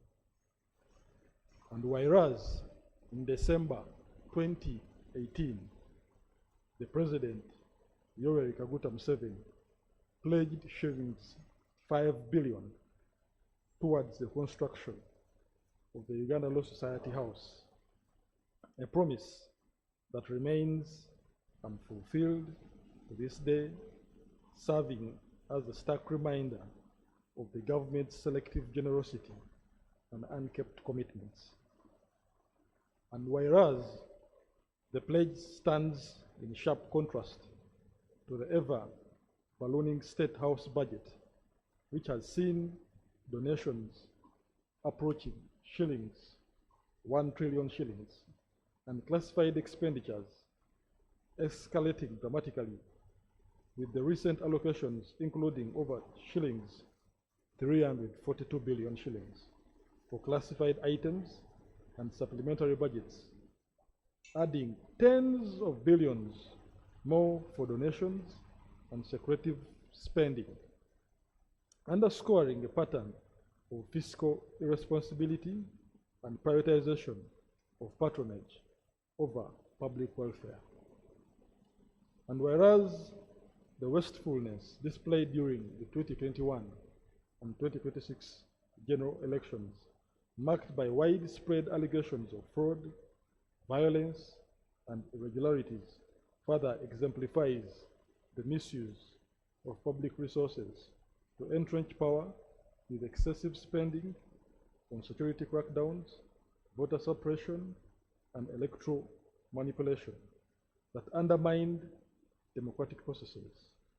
The independence of the bar is paramount to the administration of justice and the protection of constitutional rights, and any reliance on governmental largeness risks eroding this independence, fostering perceptions of compromise and diminishing the profession's role as a bulwark against executive overreach.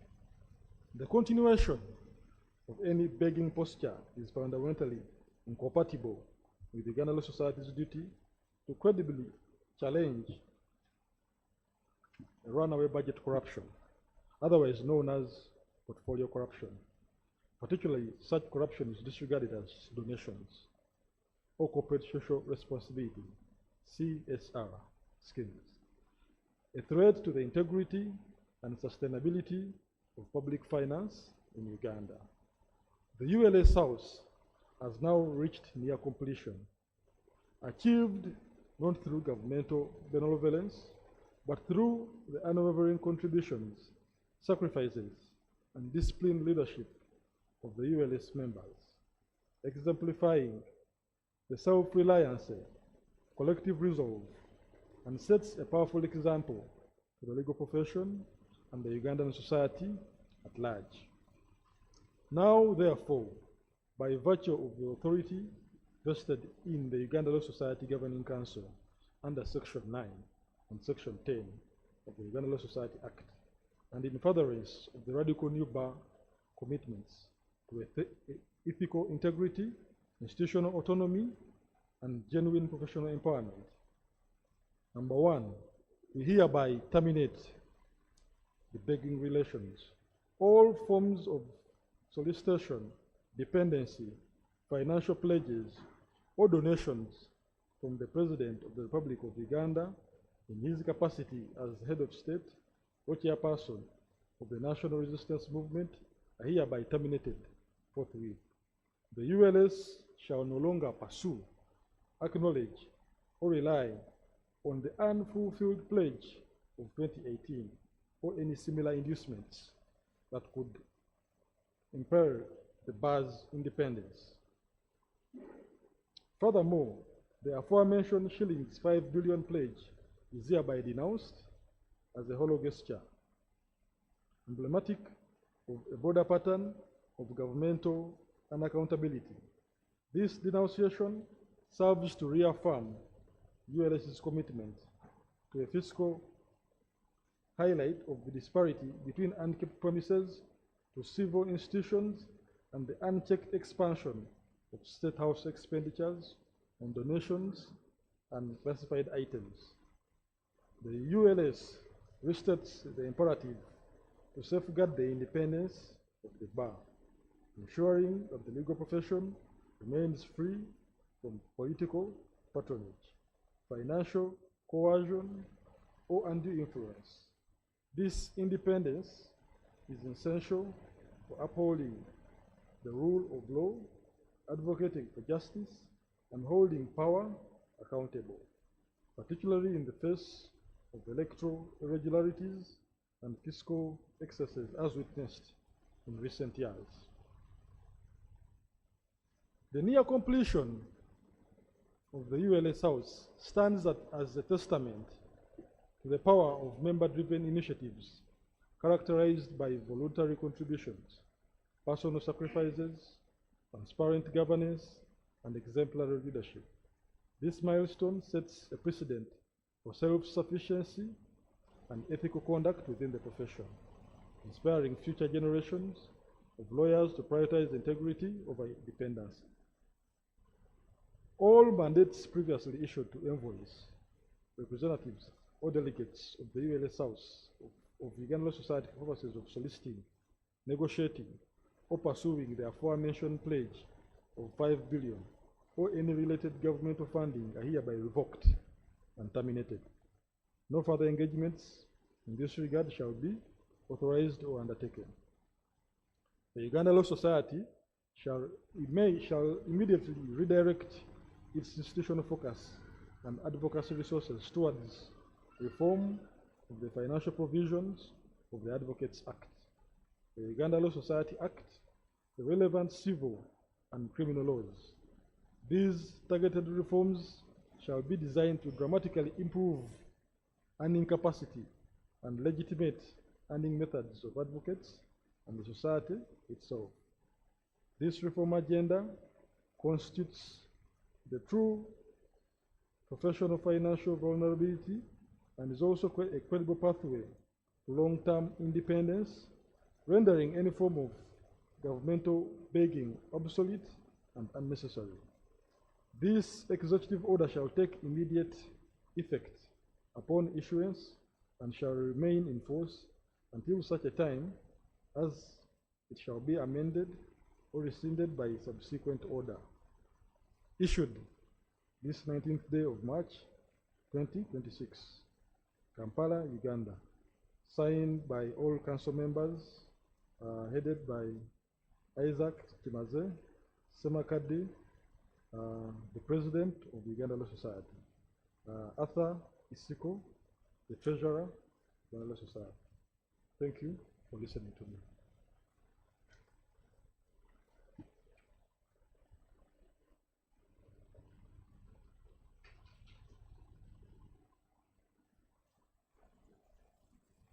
Thank you very much.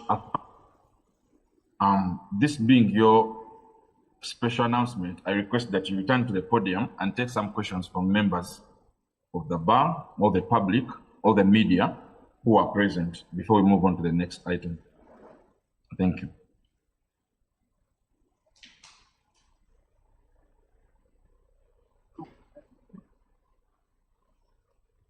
Yes, members, like you have heard, this is an executive order RNB number 8 of 2026. In summary, we are terminating the begging relations with the President of the Republic of Uganda. The brief history, like I've earlier on said, in 2018, there was a pledge of 5 billion. Despite constant follow-ups, this remains unfulfilled. So by virtue of that, we have cancelled those relations.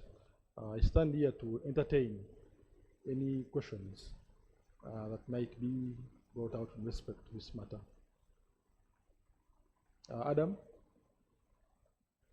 could you please move around the mic? Or anyone who can assist?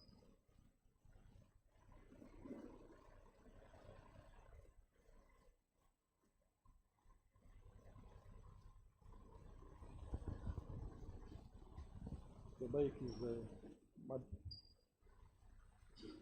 Afra? I'm going to give you a mic.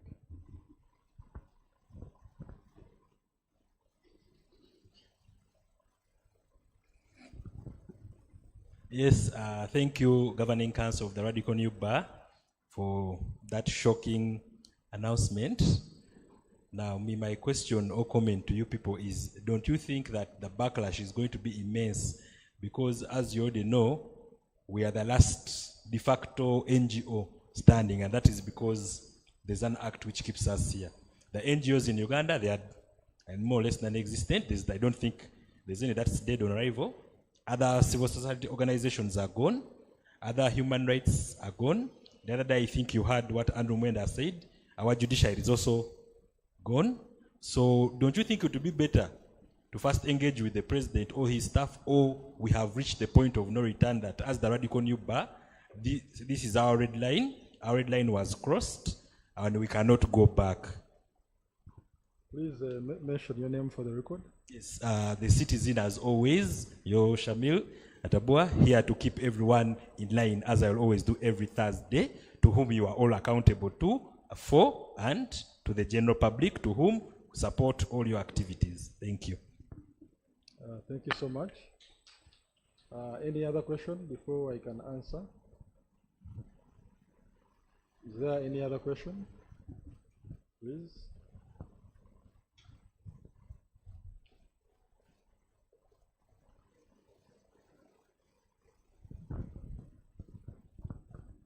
Thank you very much, Treasurer, and the entire Governing Council. My name is Bernard Ainamani. I'm an advocate and a member of this society. My question is, kindly repeat for us the justification for this decision. Is it only because of the delay of the fulfillment of the pledge, or are there underlying issues that you would like to enlighten us? The second question is related to the previous question for my colleague. Have you thought about the negative implications this decision could have on the society? Thank you.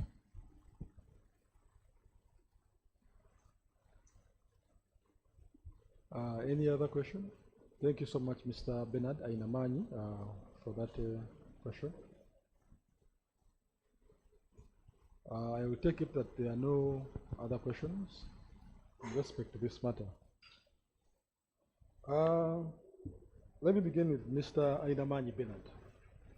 Mr. Ainamani says that we give the reasons as to why, or the justifications as to why we are ending begging relations. Just like I've given a background, we are seeing a tendency from so many institutions, so many individuals running up and down to the presidency, to Gulu, for those who have heard about Gulu, asking and begging for money. And by so doing, some of them have lost their moral authority to carry out their mandate. The question in point, and I'll refer to the comments of the Special President Advisor, the brother to His Excellency, the President, who was very categoric that he's tired of the begging mentality from so many individuals in Uganda, and he was even naming names. We have seen notes moving up and down, citing the same issue. And we believe as the Governing Council that if we are to maintain the integrity and the independence of the bar, we should take a different direction. We should say no more to begging. We have built the ULS house entirely on the membership payments of the advocates. Our brothers and sisters have contributed money, and we have this historical place that we call a home. And we do believe that if we are to continue carrying out our roles as provided for under Section 9, where we are going to advise government, advise the public independently, without any interference or undue influence, financial coercion, then we should take the hard path. And that is why, as the radical new bar, Uganda Society Governing Council, we have taken this hard route.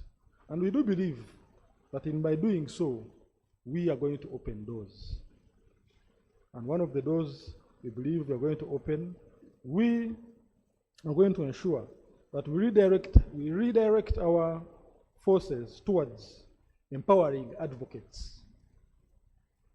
How do we empower advocates?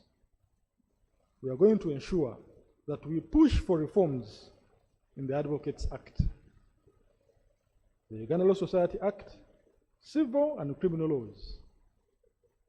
Whenever I have meetings with the bar and the bench, especially in light of criminal law, lawyers fight tooth and nail.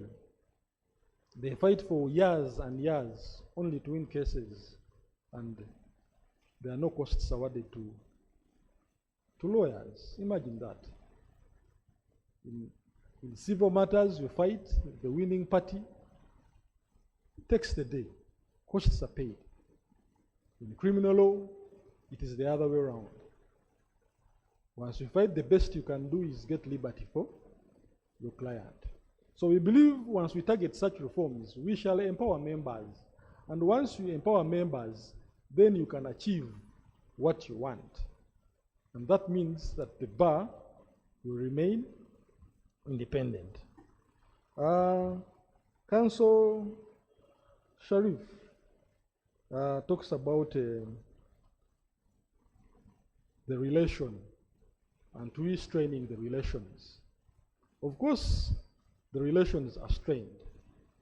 Once you stand for rule of law, I can assure you the relations shall be strained. And lawyers who practice, those who are in active practice, you can testify to this effect.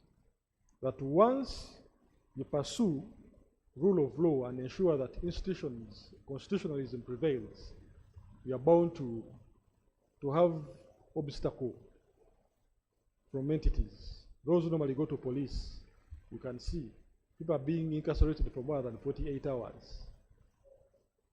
You can see the security agency saying, we no longer need lawyers at police, we shall meet you in court. Those are the strains that we are trying to fight as Uganda Law Society and ensure that we fight for the space of advocates. Recently, you saw challenges by our brothers in the military courts of law. In our presence, we have Council Aaron Kiza. You saw the challenges he was facing, and of course other comrades of ours. We call him His Worship, the Lord Mayor.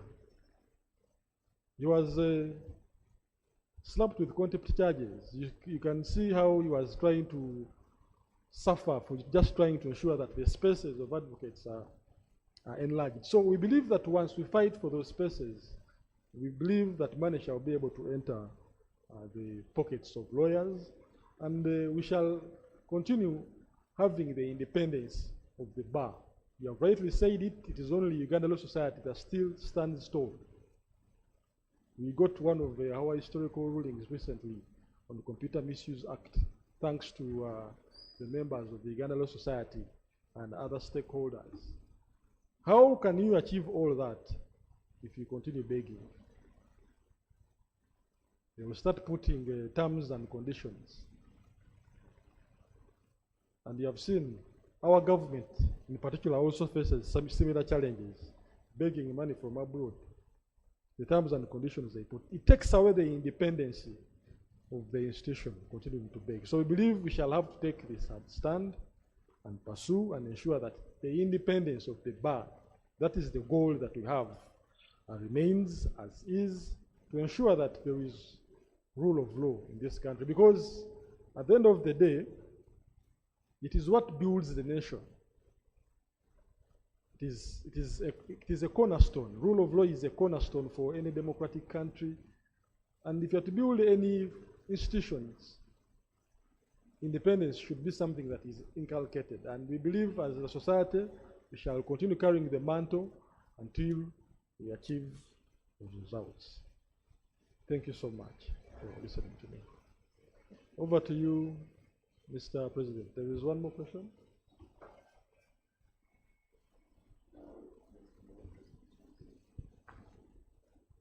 Mr. President, I think we'll take just one last one. Sorry, before you take that one, there is a question that came online that we also want to address. And someone asked, in light of Executive Order number 8 of 2026, what alternatives are available to grow the income base of the society? First and foremost, we want to set the record clear that Uganda Law Society is a body established by law. We are a non-profit making entity and a self-sustainable body. We have ended begging relationships with the President of Uganda. The President of Uganda, to be clear, has not been an income base of the society. The 5 billion that was promised was never fulfilled. And we are saying the purpose at that time has been overtaken by events.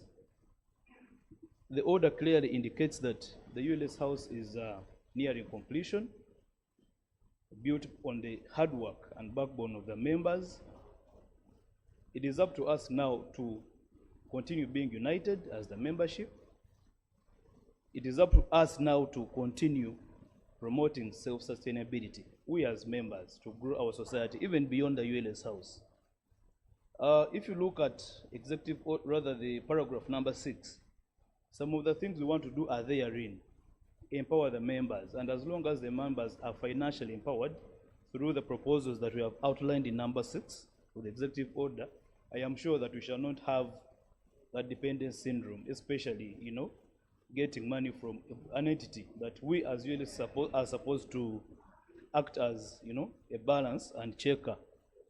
So there's no need to be worried that income base will not grow, or, we have been here for so many years, self-sustainable, and the numbers are growing anyway at the end of the day, so we don't have to worry about the issue that income base, because we are not looking at profit at the end of the day. Whatever we shall get from our members will be used to develop the society. And I think for us, this is the right time to have this executive order. Thank you so much. Thank you. I think at this juncture, we'll be inviting Ms. Joy Babazi. No, well, thank you, Council. We're just going to take one last question in observance of time, since we are running really, really behind. And then I'll let you answer him in like half a second, and then we can go to the next. Thank you. Yeah, thank you once again, Mukose Arnold Anton. My question is in regards to public or national interest, because when listening to this order, it's more of members, but how important or how effective is it to us, the Ugandans, who enjoy the services of lawyers, but also who are under the president whose ties have been broken? Thank you. Your name, please. Your name, please. I am Mokose Arnold Anthony, petitioner number 3, Computer Misuse Act. Yes, thank you so much, petitioner number 3, Mr. Arnold.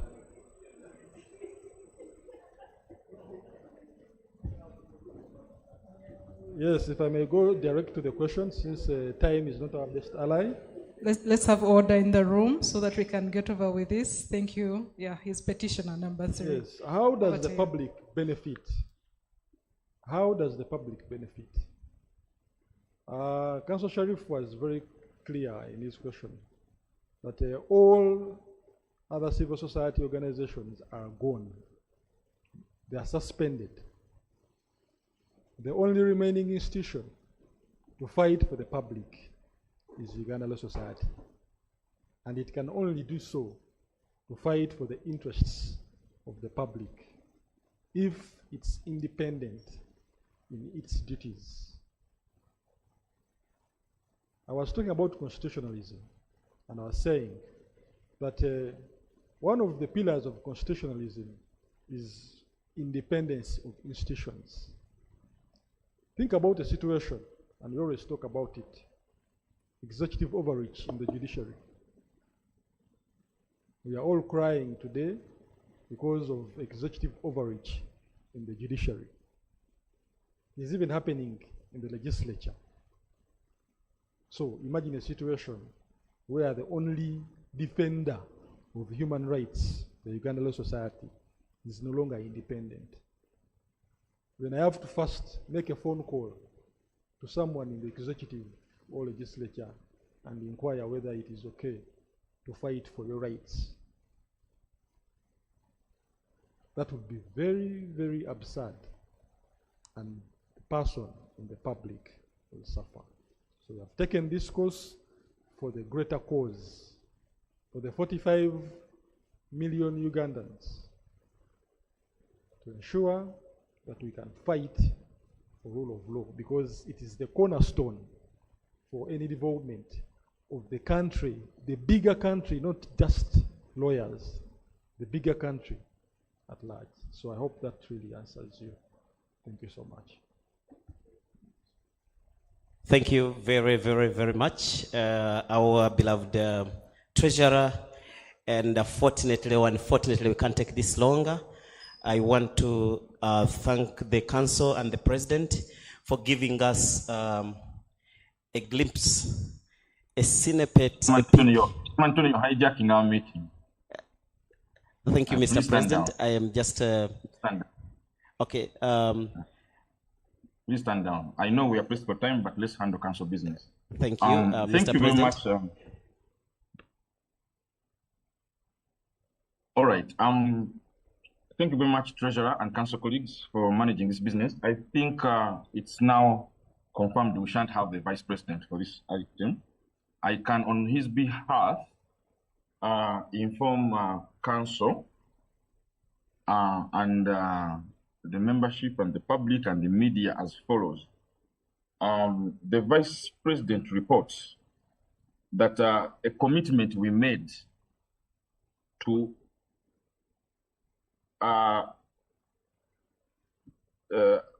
Madame Barbara Kyagulanyi on the 23rd of January this year has been partly fulfilled.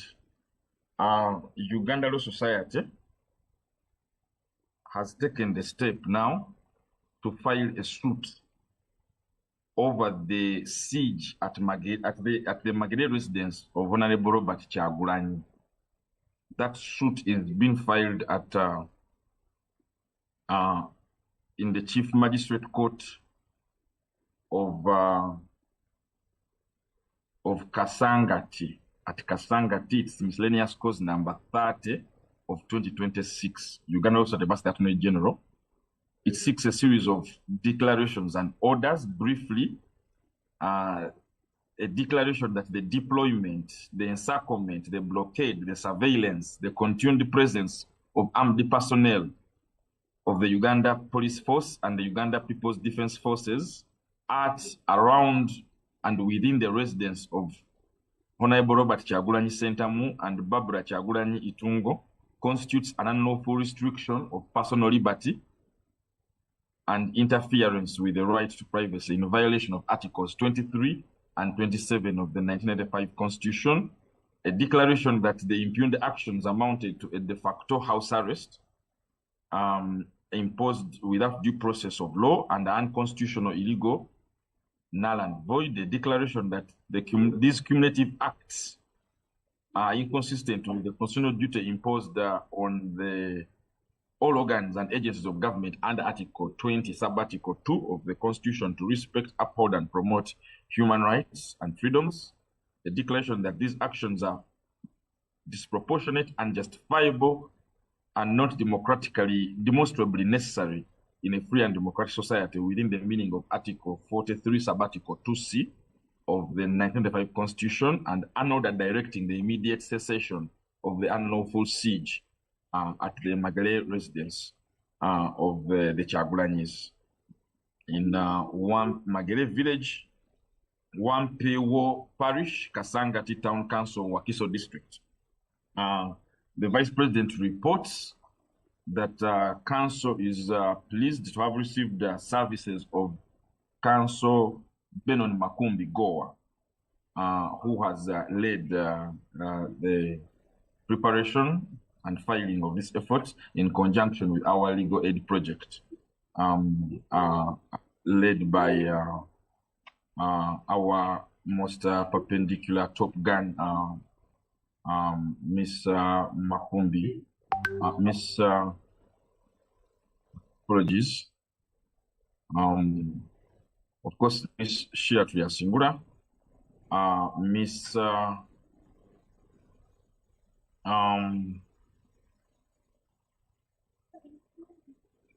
Mariam Takuba Nansuksa, our head litigation, top gun, Mr. Robert Jurua, and others that have contributed. I think several interns that have contributed in assembling this historic matter. So the second thing related to this, we made the second commitment to the Chagulanyis to explore universal jurisdiction in terms of accountability, since the government of Uganda has failed to offer them meaningful accountability as citizens for gross human rights violations that they have been subjected to in the course of the recent elections. The Vice President and I think, have made commitments in this regard. One of them is that we have actually filed a case in the East African Court of Justice. That was, I think, on Monday. The case is called Uganda Law Society. Okay, let me get that clearly. Jointly with the East African Law Society. Jointly with the East African Law Society, our Vice President has been able to ensure that we have a case filed in the East African Court of Justice over the recent elections. Its case number is reference number 9 of 2026 at the East African Court of Justice, First Instance Division at Arusha. The Uganda Law Society, together with the East African Law Society, have sued the Attorney General of the Republic of Uganda and the Secretary General of the East African Community.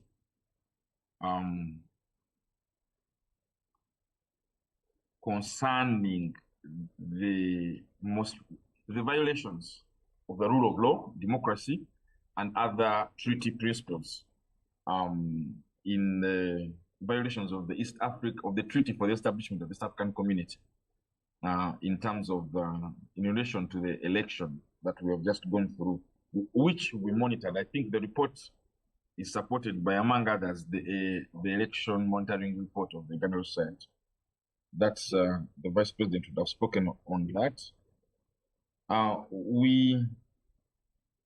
The Vice President, I think the third pledge and commitment we made to the Chagulanyis is the national dialogue on enforced disappearance and habeas corpus. Colleagues, as you are aware, this is one of the business on which the Vice President is working. I don't know how far he has gone, what he has reached, and what challenges he is facing, but the dialogue is on the program of the bar, and the Vice President is in charge. At this juncture, I would like personally to thank Honorable Babu for ably bringing us up to speed with the bar priorities that are connected to the recent election. You were very articulate and genuine and clear in stating the position of the bar. I endorse, associate with it myself. Then the Vice President also would like to report that there's another suit that has been filed in the South African Court of Justice concerning the recent closure of the NGOs non-government organizations by the NGO Bureau around the 9th, 10th of January. So this case has also been filed in the South African Court of Justice. The case number for that is, let me put it on record, allow me to get it properly from his.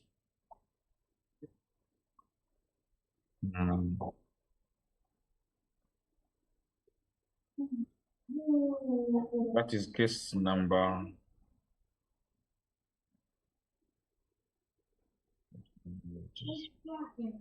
Sorry.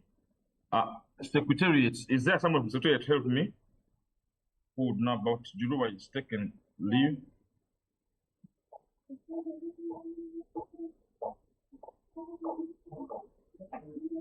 Forgive me, colleagues, I'm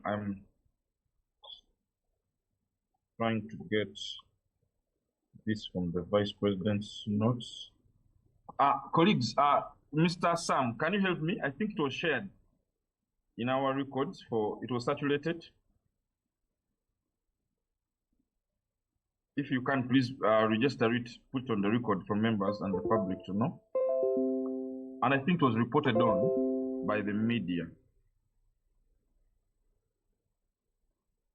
So there's a case concerning NGOs anyway, filed also in the East African Court of Justice.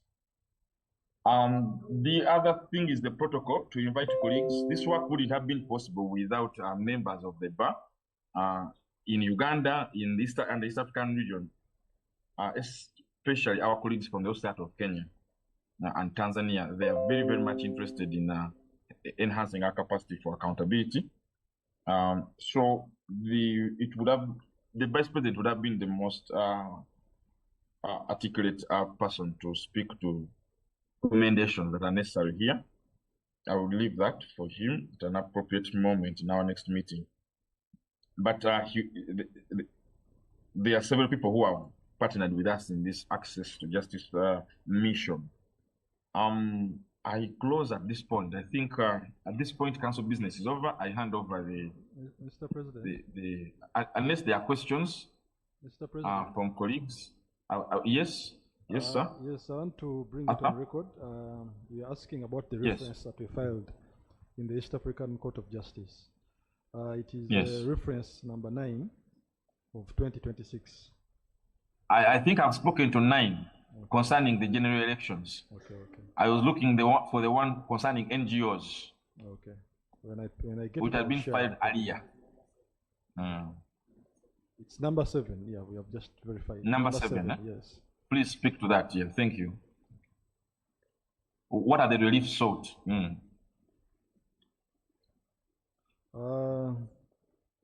Mr. President, this is a matter that was received by the Ministry of Justice and Constitutional Affairs on the 12th of March 2026.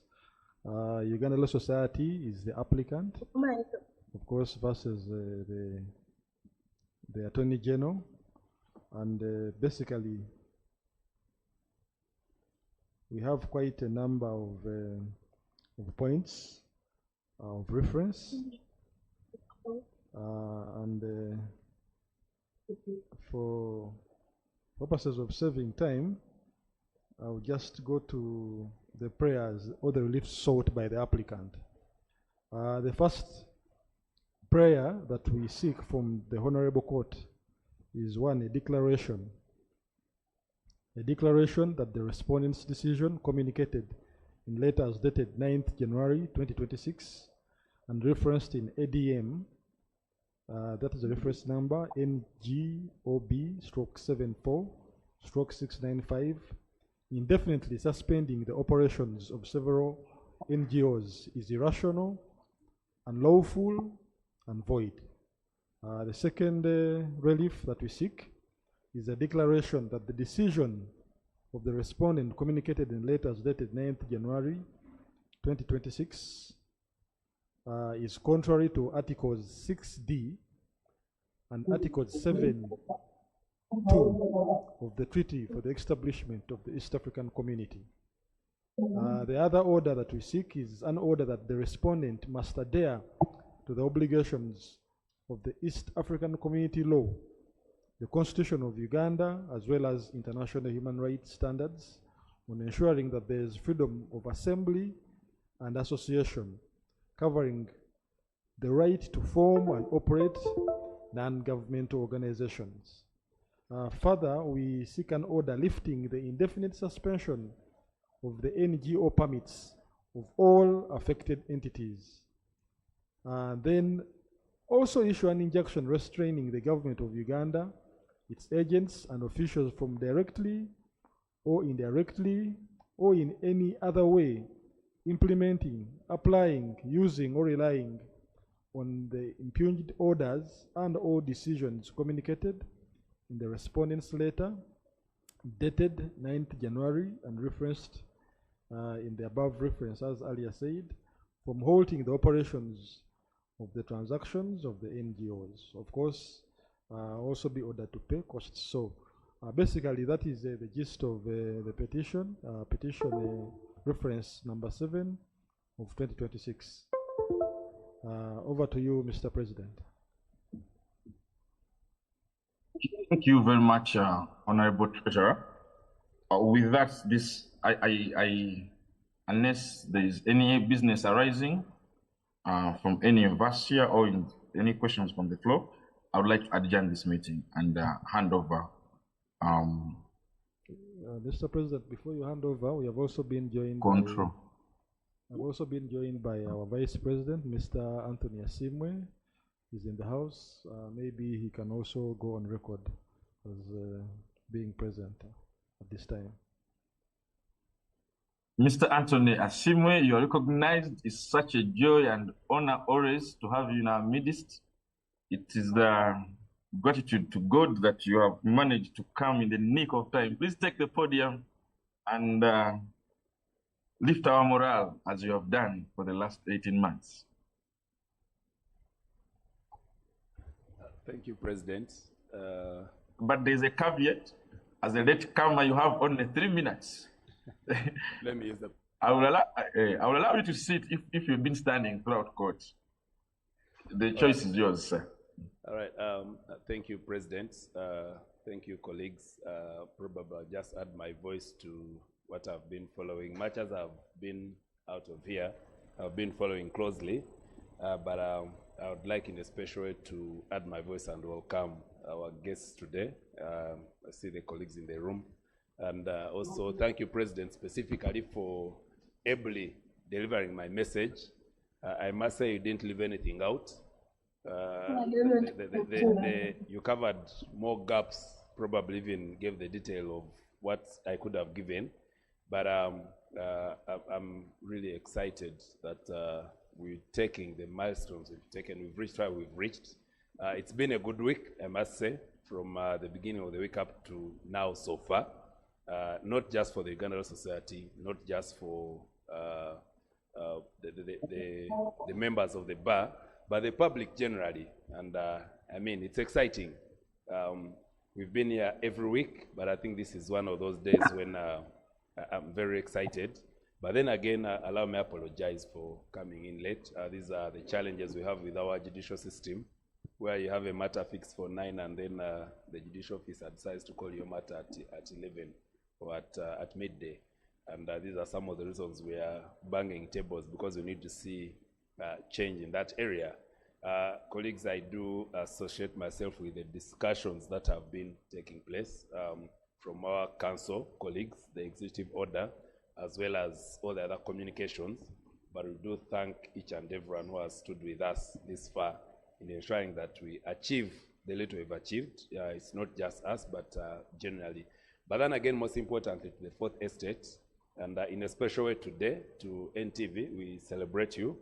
You've worked with us this journey, and I want to believe it's more than just a celebration. We take note of the importance of the Fourth Estate. We take note and recognize the efforts and the contribution you've made, not just to the RNB, but generally to the fight for the rule of law, in this country, because that is why we've had a lot of challenges. That is why you see the fights you see and the struggles we are going through we really do appreciate and we do celebrate you in a special way, as well as other members of the estate and the media.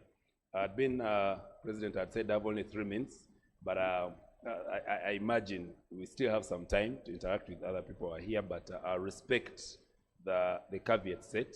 But again, before I sit down,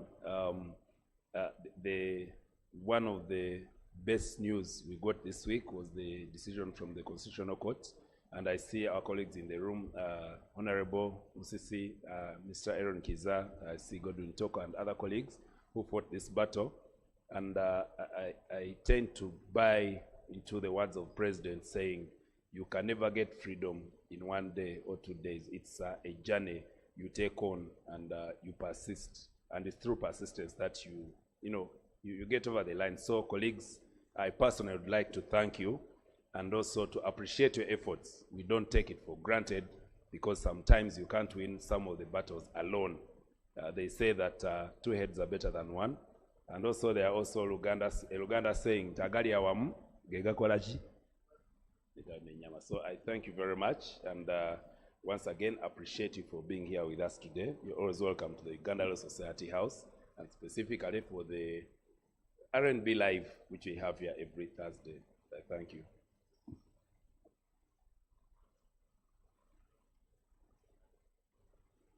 Thank you very much, our most perpendicular Vice President.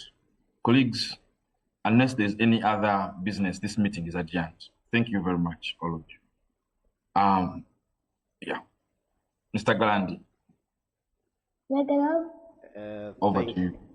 Thank you very, very much, Mr. President. You know, it's always very, very exciting to moderate a session where you're having His Excellency Isaac Kasema Kadekimeze. And thank you very much, Council, for these very, very insightful and great submissions. And I can assure you, members, you realize that because of one of the pillars of the radical new bar, that is digital transformation, so to say, you are able to have a president leading from afar, and we are able to move seamlessly. I want to thank you, in particular, Mr. President, for the call. And like many have said, that you have always acted as a prophet. Maybe you prophesied this, that in the future we'll have scenarios of this nature, and that the gospel has come at no better time than this. That is going to take us to our next session. And I will be calling my co-chair, Olivia, Joy. You know, when you call a lady by another lady's name, you know where the trouble starts. Thank God I'm calling Joy. So we are blessed by a number of very, very, very resourceful people. And therefore, we are going to amend our mode of engagement. We have received more panelists than we had anticipated. And considering how resourceful these people are, we are going to restructure and run this like a panel discussion. And therefore, we are going to invite the panelists. And the only time you actually displace your father from a chair is when the visitors have come. So I will be very glad to displace the council members.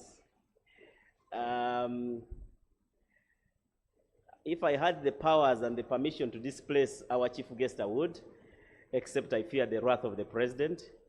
So I will not displace our guest of honor, Miss Flavia Tumusime.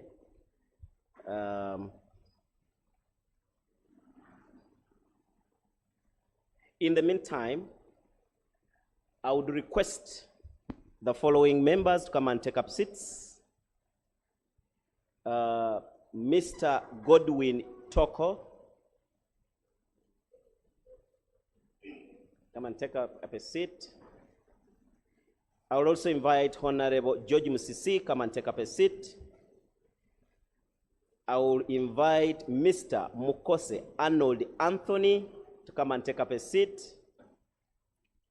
And I will invite Mr. Aaron Kiza to come and take up a seat.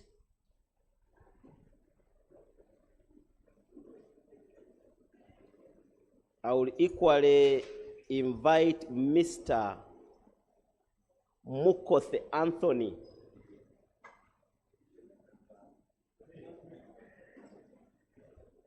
You can imagine a panel where you are having Senior Counsel Isaac Semakade, you are having Anthony Natifu, you are having Mr. Godwin Toko, Aaron Kiza.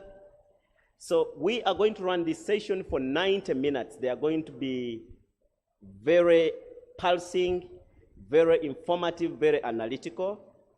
And our session is going to be segmented into three segments, or three segments, so to say. Segment one, we'll be looking at judgment. That is the jurisprudential significance of the ruling. And segment two, we'll be looking at the analysis. That is impact on the constitutional litigation and the society. And segment four, we'll be looking at the next steps, that's to say the way forward. So, ladies and gentlemen,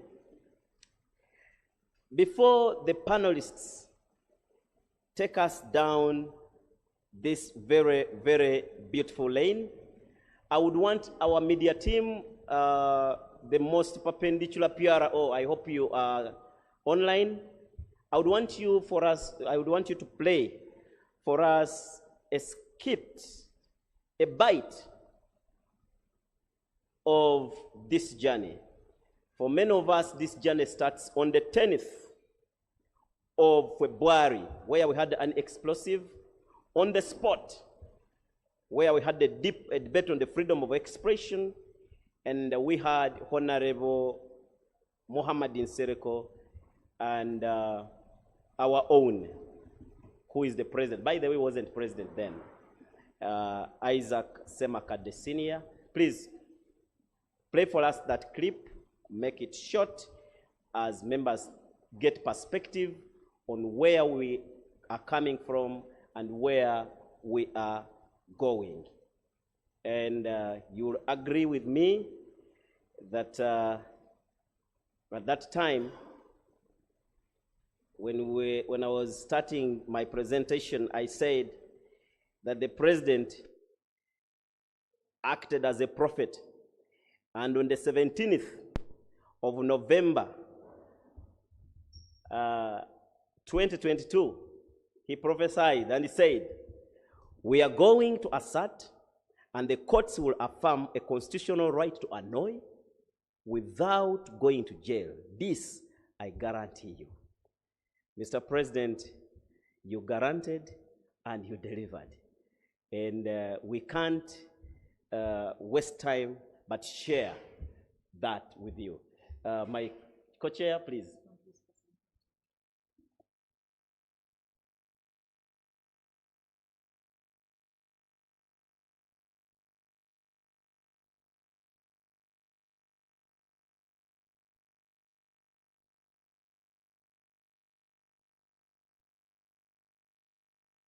Thank you very much. As you're preparing that bite, as the bite is running, we are going to be listening to Flavia Tumusime. As the bite is running, we are going to be preparing that. Our chief guest has another engagement, and we don't want to miss her presence. So we will be able to run these two sessions concurrently. She will be able to speak to us briefly, and then we will be able to do a simple celebration of NTV turning 20, and thereafter, I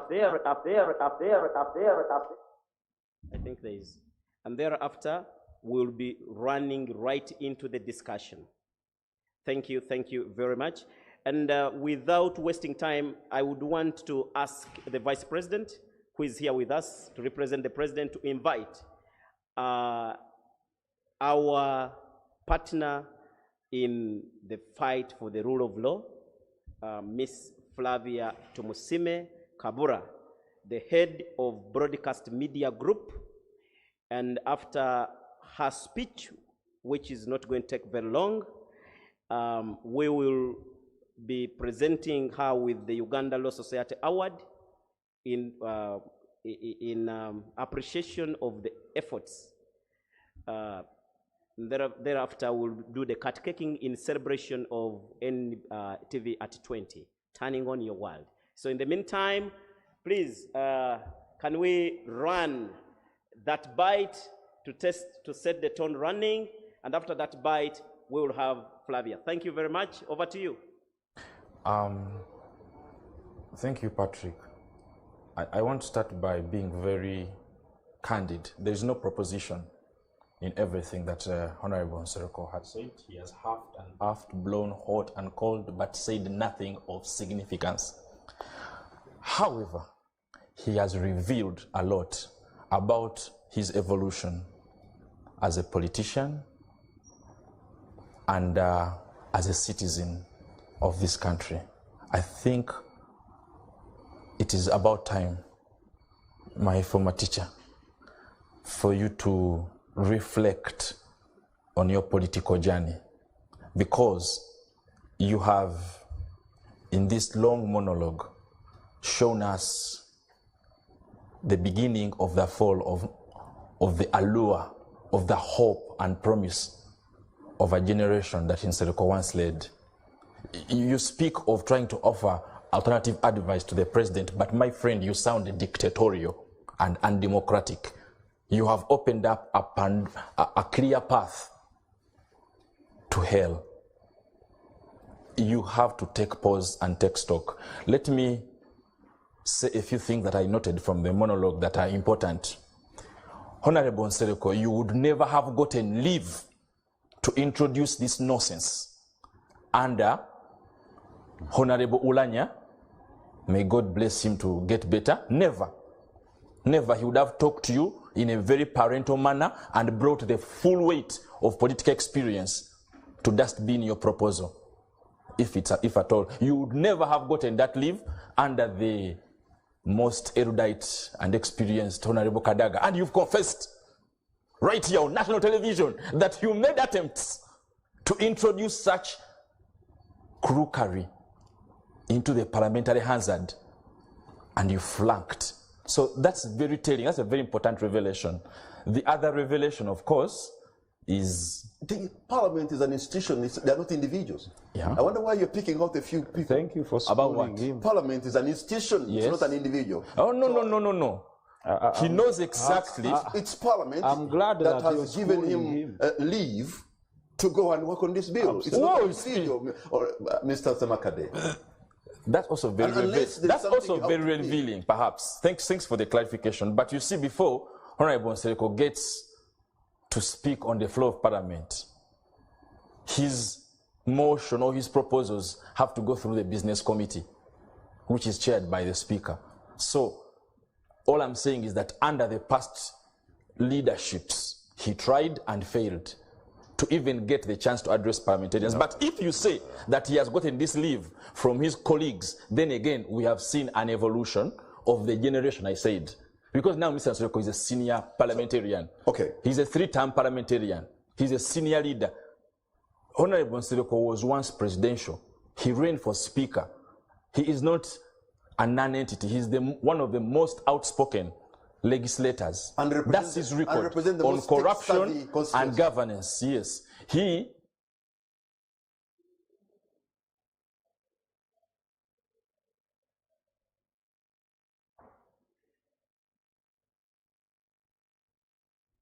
Wow. Thank you very much, the media team. Madam Flavia, that is where the journey starts of what is going to be discussed.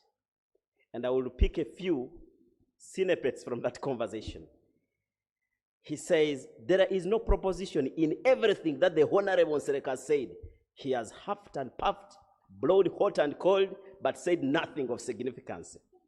He goes on to say, it's about time, my former teacher, for you to reflect on your political journey. You have shown us the beginning of the fall of the allure of hope and promise of a generation that you once laid. Another snippet which moved me off my feet is, you speak of trying to offer alternative advice to the president, but my friend, you sound dictatorial and democratic, and you have opened up a clear path to hell. And the other thing I picked is, I reject an invitation to accuse a generation. I reject an invitation to accuse a class of people. In fact, that's a sort of hate speech methodology he was offering.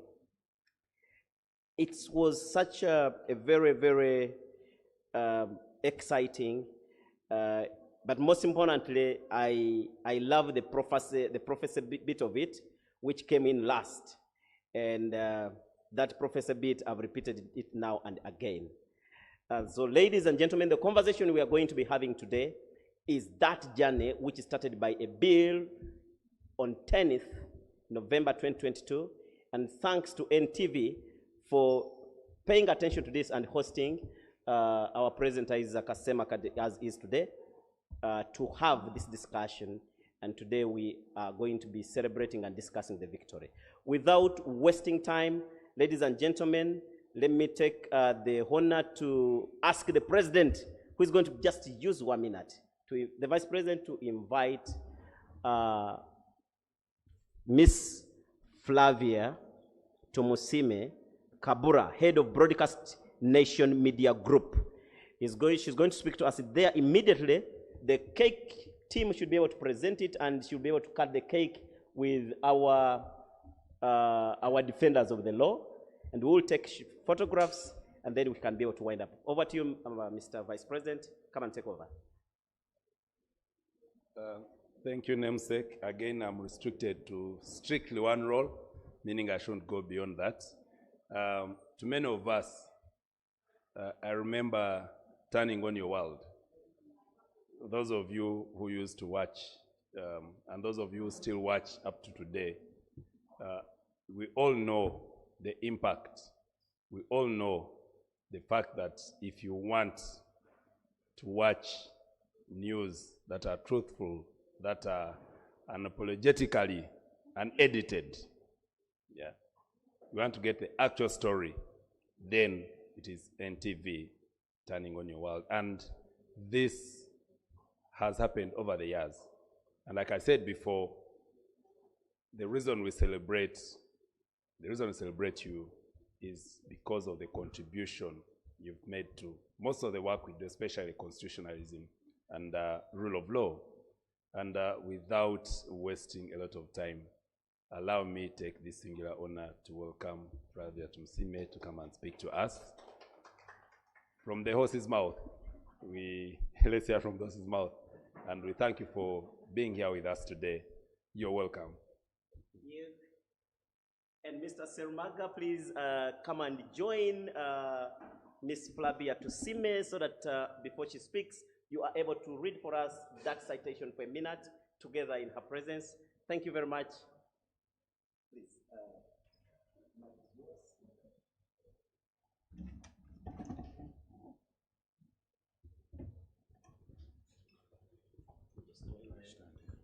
I don't know.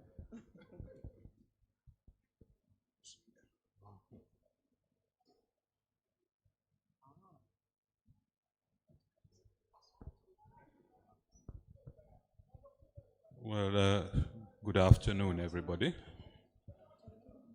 My name is Kalundi Serumaga.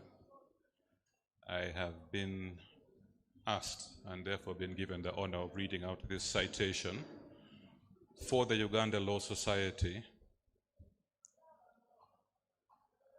It is the citation for the Uganda Law Society Rule of Law Award, and it is to be presented to Africa Broadcasting Uganda Limited, popularly known and trading as NTV Uganda. The citation is as follows. First of all, it is dated 19th March 2026, Kampala here in Uganda.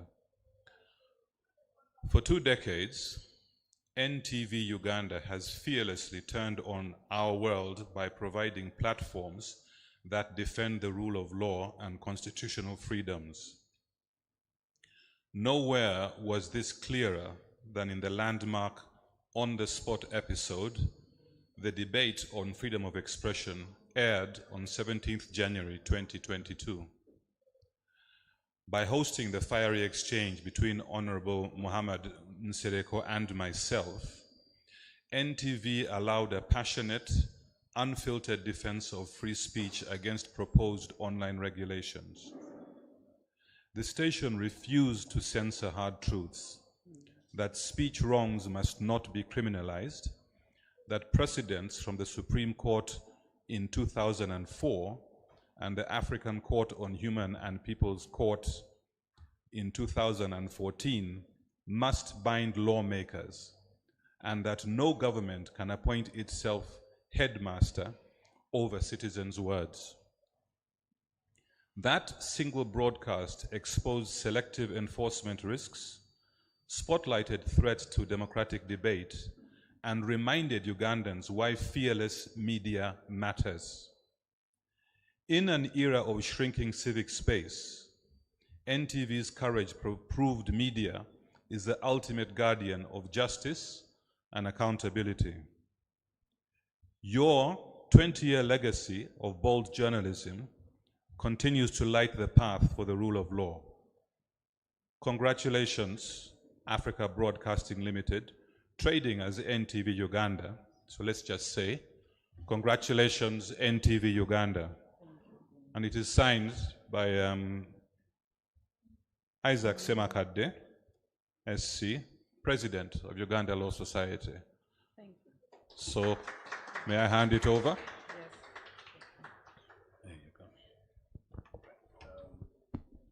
Thank you, Mr. Serumaga. And to that end, we do present to Africa Broadcasting Uganda Limited, trading as NTV Uganda, a Rule of Law Champion Award for 20 years of exceptional rule of law journalism, signed by Isaac Semakadde, Senior Counsel, President Uganda Law Society, today, the 19th of March, 2026.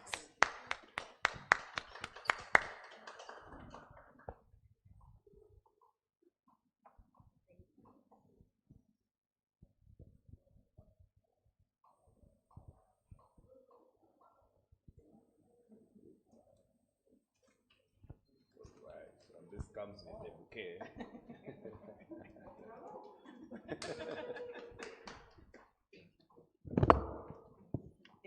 And also, this is for you, the representative.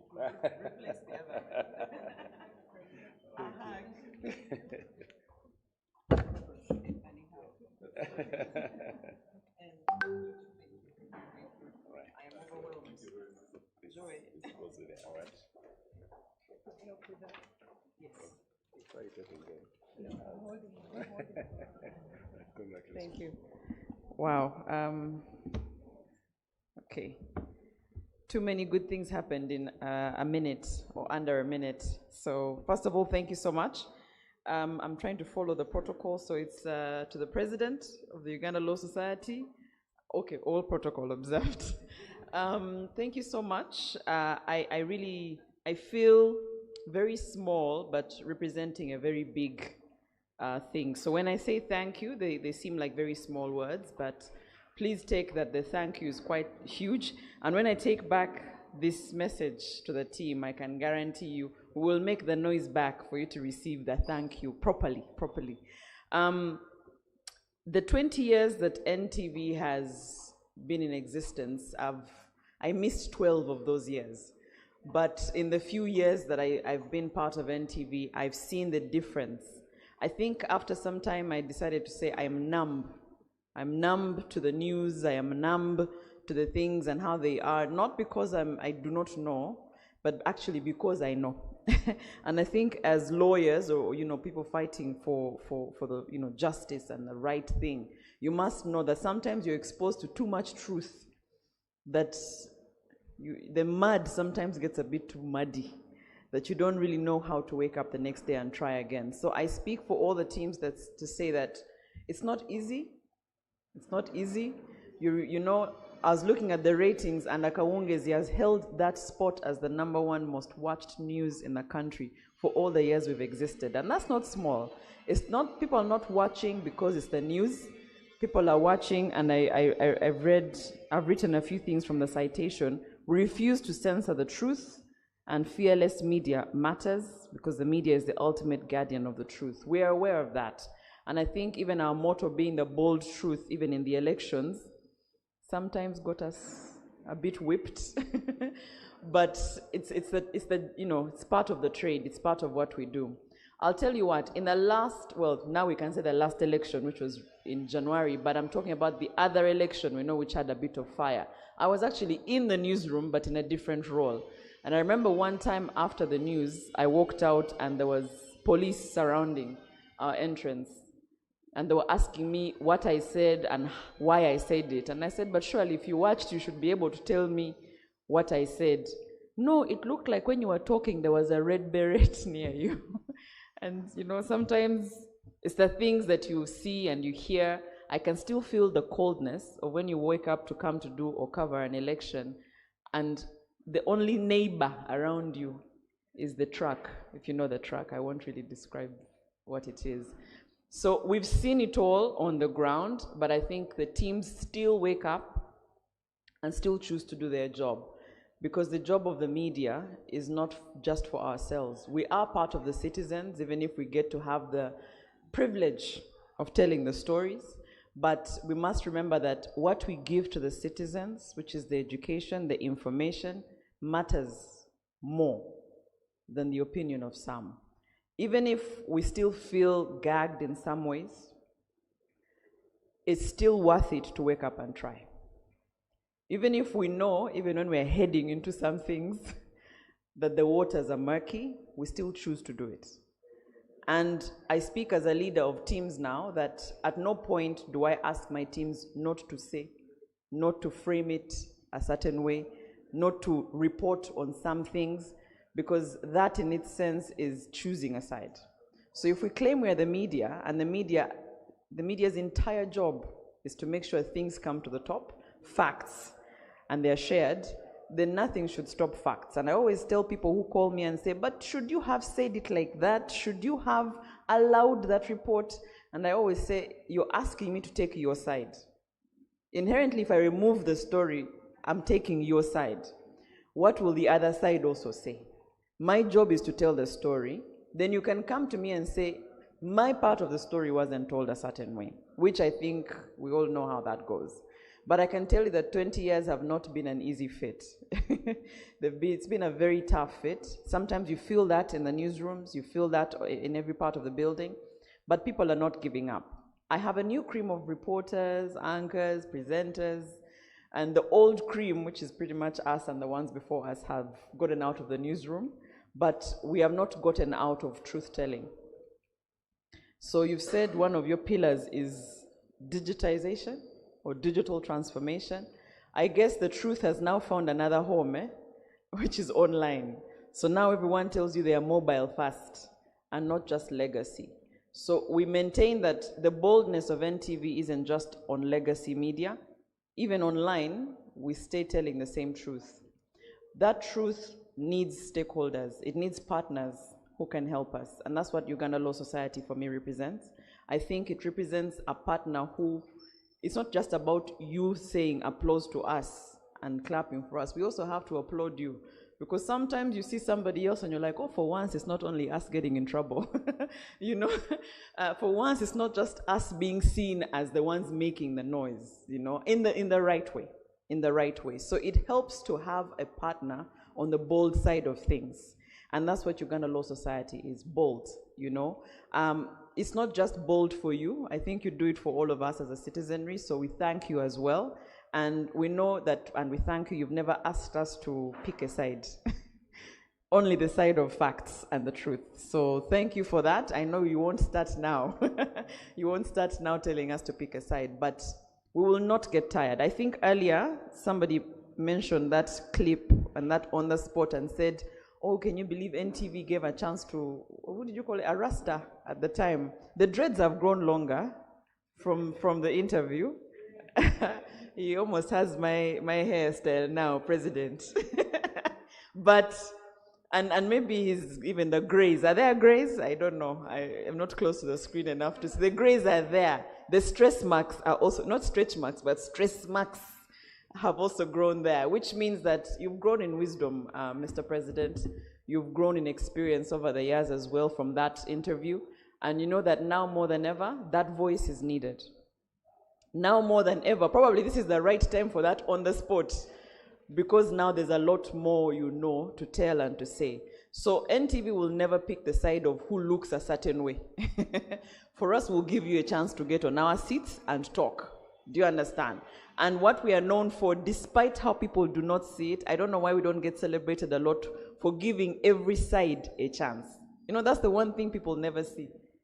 It is up to you how you make your argument, but everyone will always be having a chair on that show. And I think they've never appreciated us for that. So President Semakade, you have a chance to come back and get on the spot, this time with longer dreads and exactly. More, what do we call them in entertainment? Props to come with, but do not get tired. We're not going to get tired. I think we have the privilege of a board and a group that allows us to still tell the story the way it is told. So we're not getting out of business. We have people who support what we do, so we're not getting out of business.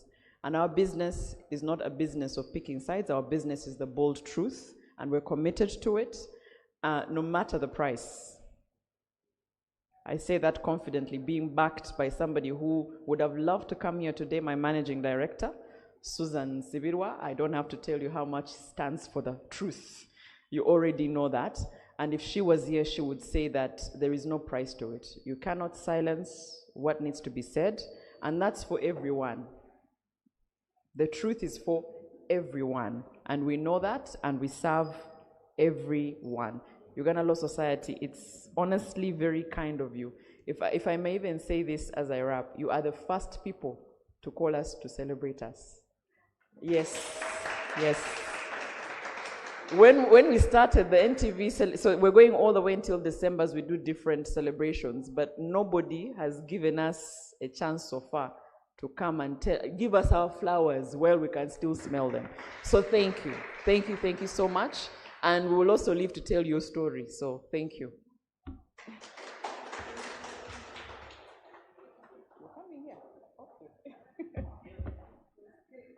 So how will President taste the cake? I can represent your piece.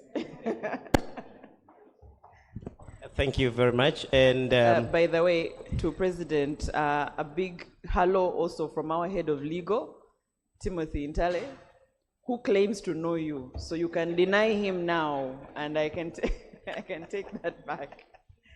Thank you very much. And we are going to ask our panelists and the President to join, and the Vice President, yeah, to join Flavia in cutting this cake as we celebrate 20 years of NTV speaking to the truth. And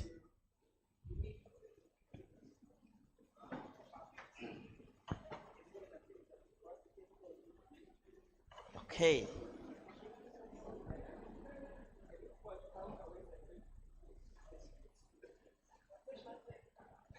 Please. It's not every day that you are near the bosses. So now let me also take the opportunity to be near during this cut caking.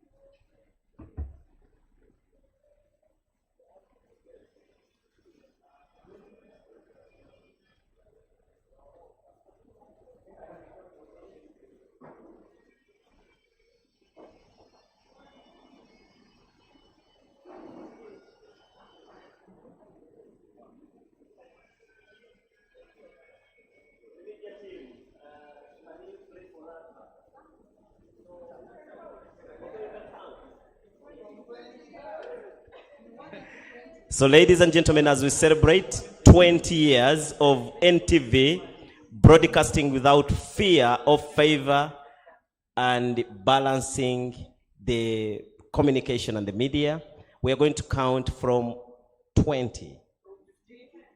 From 15 to 20. The rules of the game, from 1 to 20. Okay, 1, 5, 10, 15, 17, 18, 19, 20. Woo! 20 years of great service for justice, for truth. Thank you, thank you, thank you so much. So keep turning on your world, and thank you very so much. Thank you very much.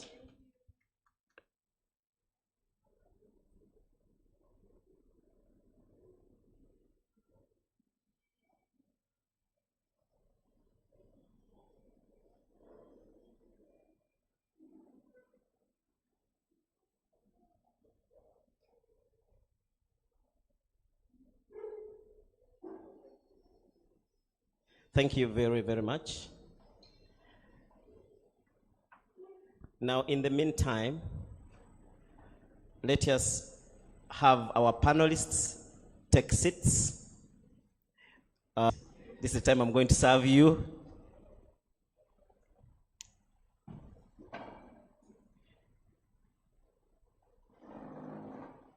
Okay, our panelists for today, like I've said, we have the President is among our panelists, Isaac Asemakade. We have Mr. Anthony Latif. We have Mr. Mukose Arnold Anthony. And we equally have Mr. Honorable George Musisi. We have Mr. Godwin Toko. And we have Honorable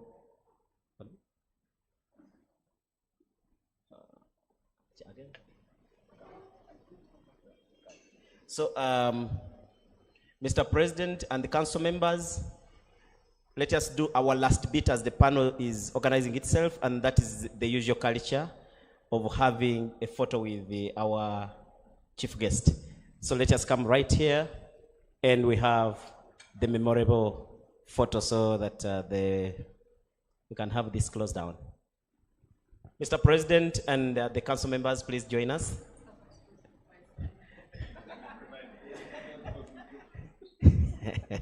And thank you.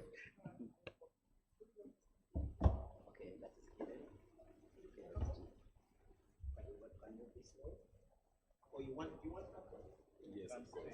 There's something on it. Oh, okay.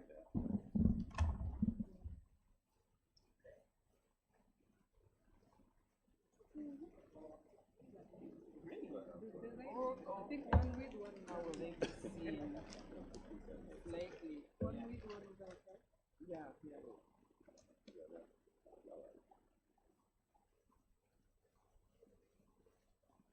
Now without the flower.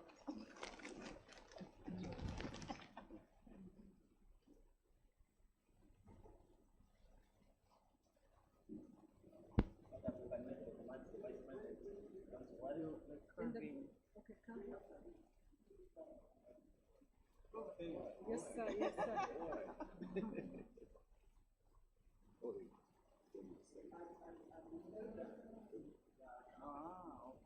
Okay.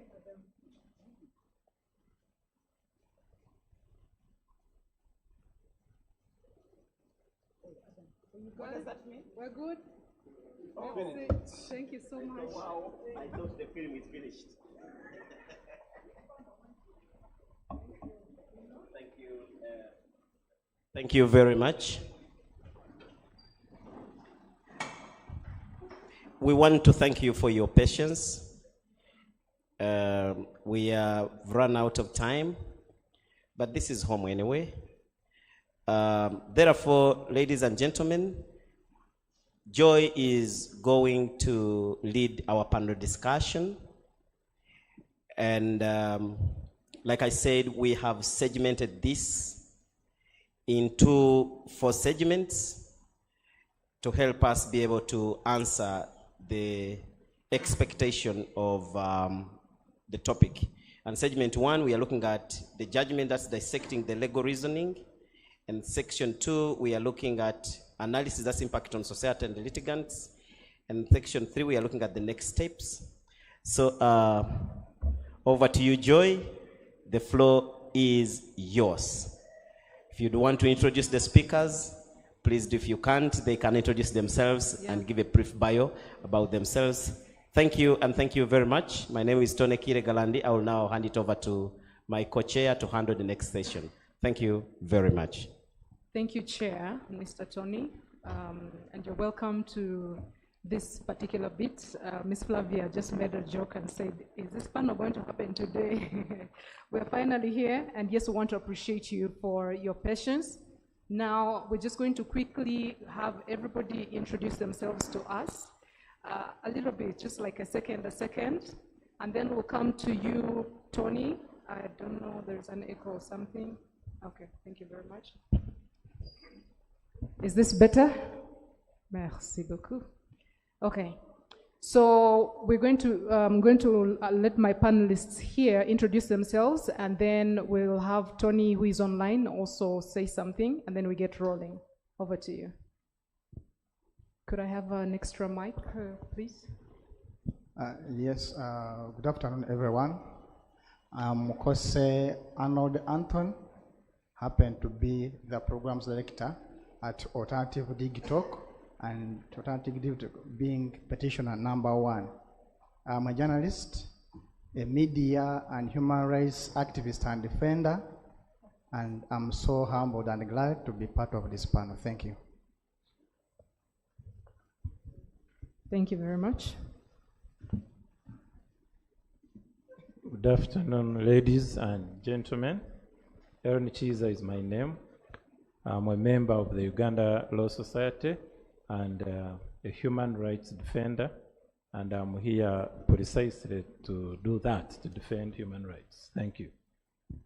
Yes, sir, Mr. Human Rights Defender. We look forward to hearing from you. Okay. Hello, everyone. Godwin Toko is my name. A Ugandan citizen, and I work with Agora, and I mean well, especially as far as human rights are concerned. If you could help me power that off, please. Thank you. Tony, online, are you ready? Would you like to say hello so that we know you're there? Hi, my name is Anthony Massif. I work with Public Square. I'm not a lawyer. I'm just terribly interested in freedom of people to do whatever the hell they want within the confines of the law. And I'm really excited to be here. Congratulations to everyone who's been part of this process. But I have to give you a cautionary warning. It's not yet Uhuru. Okay. Thank you, Tony, for that warning taken. So as you're aware, we're going to be discussing the Computer Misuse Act. We'll talk about the judgment, analysis, and next steps. And in case you've just joined us, you're very welcome. I want to give us just a little brief before we get into the discussion, because it is very important to briefly situate what it is that brought us here. Now, Uganda's Computer Misuse Act was originally enacted in 2011 to address cybercrime, you know, things like unauthorized access, fraud, and misuse of computer systems. However, in 2022, Parliament introduced amendments aimed at regulating online behavior more tightly. These amendments expanded the scope of law to include provisions such as the prohibition of offensive communication, restrictions on sharing information about individuals without consent, and measures targeting what was framed as online harassment and misinformation. Now, while the intention, at least on the surface, was to create accountability in digital spaces, the amendments quickly raised significant constitutional concerns, and they were contested on 2 broad fronts. One was the substantive constitutional issues, where critics argued that some provisions were overly broad and vague, particularly around offensive communication. This created a real risk of criminalizing legitimate expression, thereby infringing on the right to freedom of speech under Article 29 of the Constitution. There were also concerns about the chilling effect where people self-censor out of fear of prosecution. Second was the procedural concerns in how the law was passed. Petitioners challenged whether Parliament met the required quorum during the passage of the amendments, and this raised a fundamental constitutional question. Can a law stand if the process of enacting it does not meet constitutional standards? These issues culminated into constitutional petitions number 34, 37, and 42 of 2022, where the Constitutional Court was asked to determine both the validity of the law's content and the legality of the process through which it was enacted. The court's decision, therefore, is not just about one piece of legislation. It speaks to broader themes of constitutionalism, legislative discipline, and the future of digital rights in Uganda. And ladies and gentlemen, that is the main reason as to why we are here. We have our panelists lined up, and without wasting any more time, I would like to go to, I think I'll start right off with the human rights defender, because that's what he called himself. So I want to, Mr. Aaron, we saw widespread arrests under the offensive communication clause before this petition, and given that the court didn't strike down that specific section, what do you think is the practical impact of this judgment on the ordinary Ugandan on social media? And do you think is the fight for digital rights now, moving on the interpretation of offensive communication in lower courts, is the right thing to do? I don't know if you might want me to repeat for you the question. I think you can do it in real time, but did I miss the fact that the entire act was actually done away with, given that there was no quorum? So, and the new act, so there is no surviving, there is for the Computer Misuse Amendment Act of 2022, as it was said. However, and specifically for offensive communication, it would be grossly illegal. Anyone charging or keeping someone under offensive communication, it would be grossly illegal and irregular, and it's unconstitutional. There is not a recent pronouncement. It was done by Kakuru before he died. And I think at this juncture we should thank the late Justice, the late Honorable Kakuru, because even if the judgment of Andrew Karamaji is not mentioned here and Shaka, I think it was the first one to set pace on this journey of shredding illegal, unnecessary and disproportionate digital legislation, which the Anita Mong Parliament seems to be obsessional about. So anyone charged under the act that has been annulled is certainly supposed to be set free. I think magistrates are put on not free people, unless there is another section they are being charged, because in the framing of charges, sometimes there is a count that's there are different counts and so on and so forth. But anyone charged under an unconstitutional law should be freed, and they shouldn't wait for the Attorney General to do what he has made the habit of doing, of running to get a stay of this, which stays against constitutional proclamations. We also find very irregular and an abuse of process. I think that's the essence of the answer. Okay, thank you very much for that. We'll definitely circle back. I don't know if any of you has anything to add on that. Tony, would you like to add something to that on the human rights section? Anthony? No, I found it very interesting that Aaron Chiza talked about the Attorney General running to court to get a stay. and this is partly why I was saying it's not yet Uhuru, because the problem with this country is if he runs to court, he most likely will get that stay in total disregard of the balance of convenience. You'll have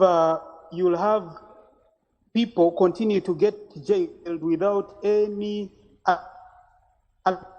compensated simply because the Attorney General is powerful. So we have to kind of watch out for that possibility.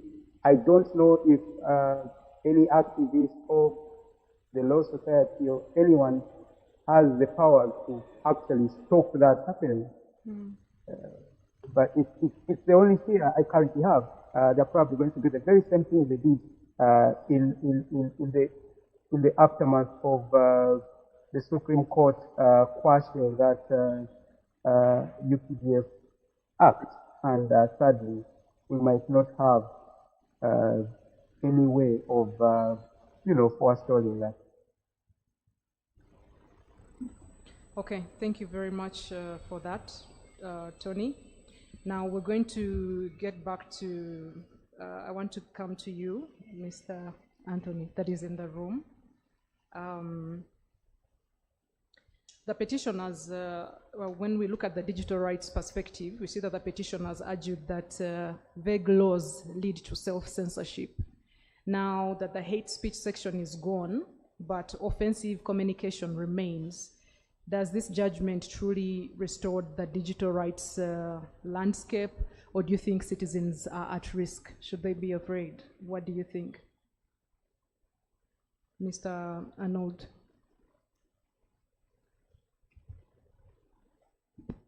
Thank you. You know, you talked of Anthony, and we have 3 Anthonys on the panel. Pardon me. And surprisingly, 2 inside here. Okay. First of all, before going further, allow me appreciate ULS for awarding NTV, because I think it's timely.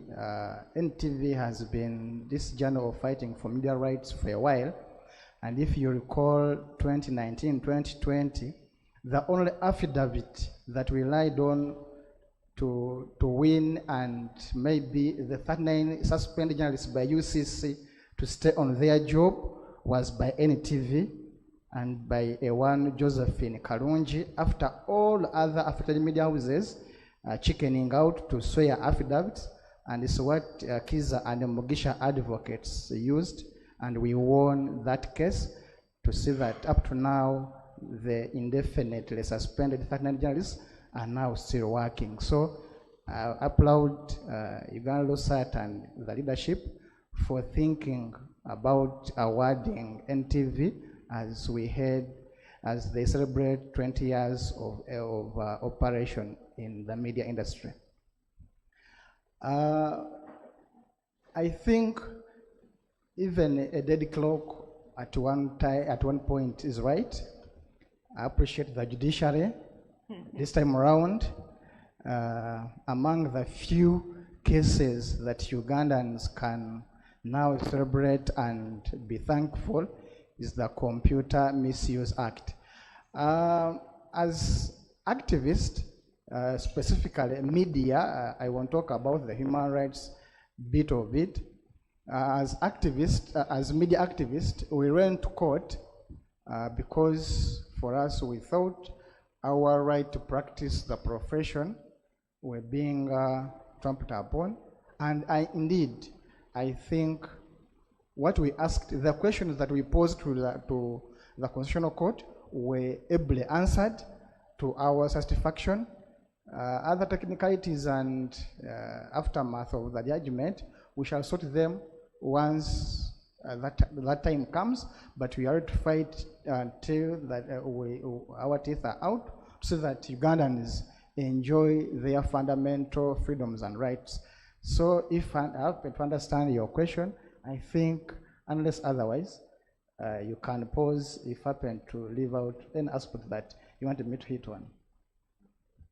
And that should be it for now. We'll circle back to you. I think. Okay. Thank you very much.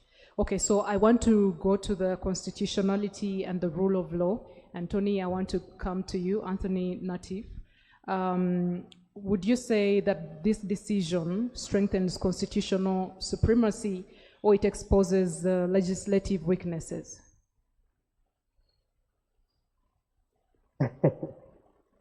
You're giving me a very interesting question. I'll say that the Constitutional Court in this case did not break any ground. I actually do not understand why we are overly excited about this. We already have a lot of the provisions that the Constitutional Court relied on to strike out that that law on our books. For instance, the Constitutional Court talked about the vagueness of some of these charges. But when you go back to the decision of the Supreme Court in Andrew Mwenda and Charles Onyango Bo versus the Attorney General, Justice Mulenga made it clear, and I'll quote, I don't remember the page, but he said, precision and clarity in the definition of a criminal offense is essential. This is in 2002.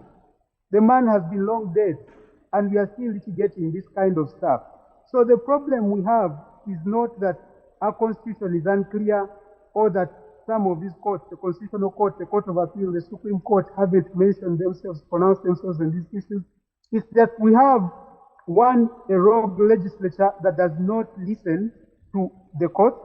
We have rogue judicial officers. We have rogue police officers that will continue charging these people regardless of the position of the law and what the courts have said. We have especially a rogue DPP office. And so what you have, even when we keep repeatedly talking about the Constitution, the law is no longer a refuge for the downtrodden and the oppressed in Uganda. Essentially, the law in Uganda is like, maybe to borrow some words, it's like the Alcatraz. I don't know if any of you know that very infamous prison in California. Two, the Constitutional Court in this case relied on it said section 162 of the Penal Code Act contravenes Article 9 of the African Charter on Human and People's Rights. Now, I have to give credit to the Law Society President Isaac for teaching me this. That Article 9 of the African Charter on Human and People's Rights, that's really the same charter that set up the African Court on Human and People's Rights. The African Court on Human and People's Rights already pronounced itself that criminal defamation cannot stand. It's not, you cannot charge anyone with criminal defamation. You cannot lock up people for speech. That case was brought to my attention by Mr. Isaac Semakadepo, to whom I'm very grateful. It's the case of Lohe Issa Konate versus Burkina Faso. The court in that regard ruled that Burkina Faso violated Article 9, the same Article 9 that the Constitutional Court is talking about of the African Charter on the Human and People's Rights, and Article 19 of the International Covenant on Civil and Political Rights. So, what that means is that, one, Uganda is bound by the decision of that court because it ratified that charter. So essentially, everyone who has been charged under the Computer Misuse Act, everyone who has been criminally charged and sent to jail for these speech-related offenses has been charged wrongly. So our problem, Joy, is not that we do not have a constitution that functions, or we do not have our jurisprudence does not speak to stuff like this. We already do. It's just that the implementation arm of the law is rogue, and we are going to continue moving around in circles, until we do something radical. Because why did we even need to go and petition the Constitutional Court on this to tell us something that the African Court on Human and People's Rights has already told us 12 years ago? There's nothing new that the court told us. It's just that we do not, there's the spirit and the desire among leadership to actually recognize rule of law and have it take root in the country in order to allow us fully enjoy our rights, as the ULS president says, to offend and be offended. It's not there. That spirit that underpins democratic societies is not there. And I feel like instead of regurgitating laws every day, we should probably be fighting for that. Tomorrow, the Attorney General is going to get a say and go back to the Supreme Court in complete violation of already established precedents. And we shall still get lawyers going to the Supreme Court to make the same arguments and then put on repeat. The state will lose, and still they will go back to Parliament, an overzealous Parliament headed by people who have probably not opened a book in decades, and they will enact the same laws well knowing that, you know, they are going to take 6 years, 10 years to have these contestations had by courts that work slower than ketchup out of a bottle, and then we'll go back to the same cycle. So what we probably need is a radical, a more ruthless approach to public contestations of these injustices. Thank you. I hope I've answered your question in that regard. Absolutely, with a lot of passion. And anger. We went. Okay, thank you. I'm sorry. Thank you, Mr. Natif, who is not a lawyer, but is very, very passionate, as you can see. And he brings us to something very, very pertinent, which is the impact, the practical implication of this decision. And this is a question I would like to pose to Mr. Godwin Toko. You know, what happens to ongoing prosecutions or the convictions under the nullified provisions, according to you?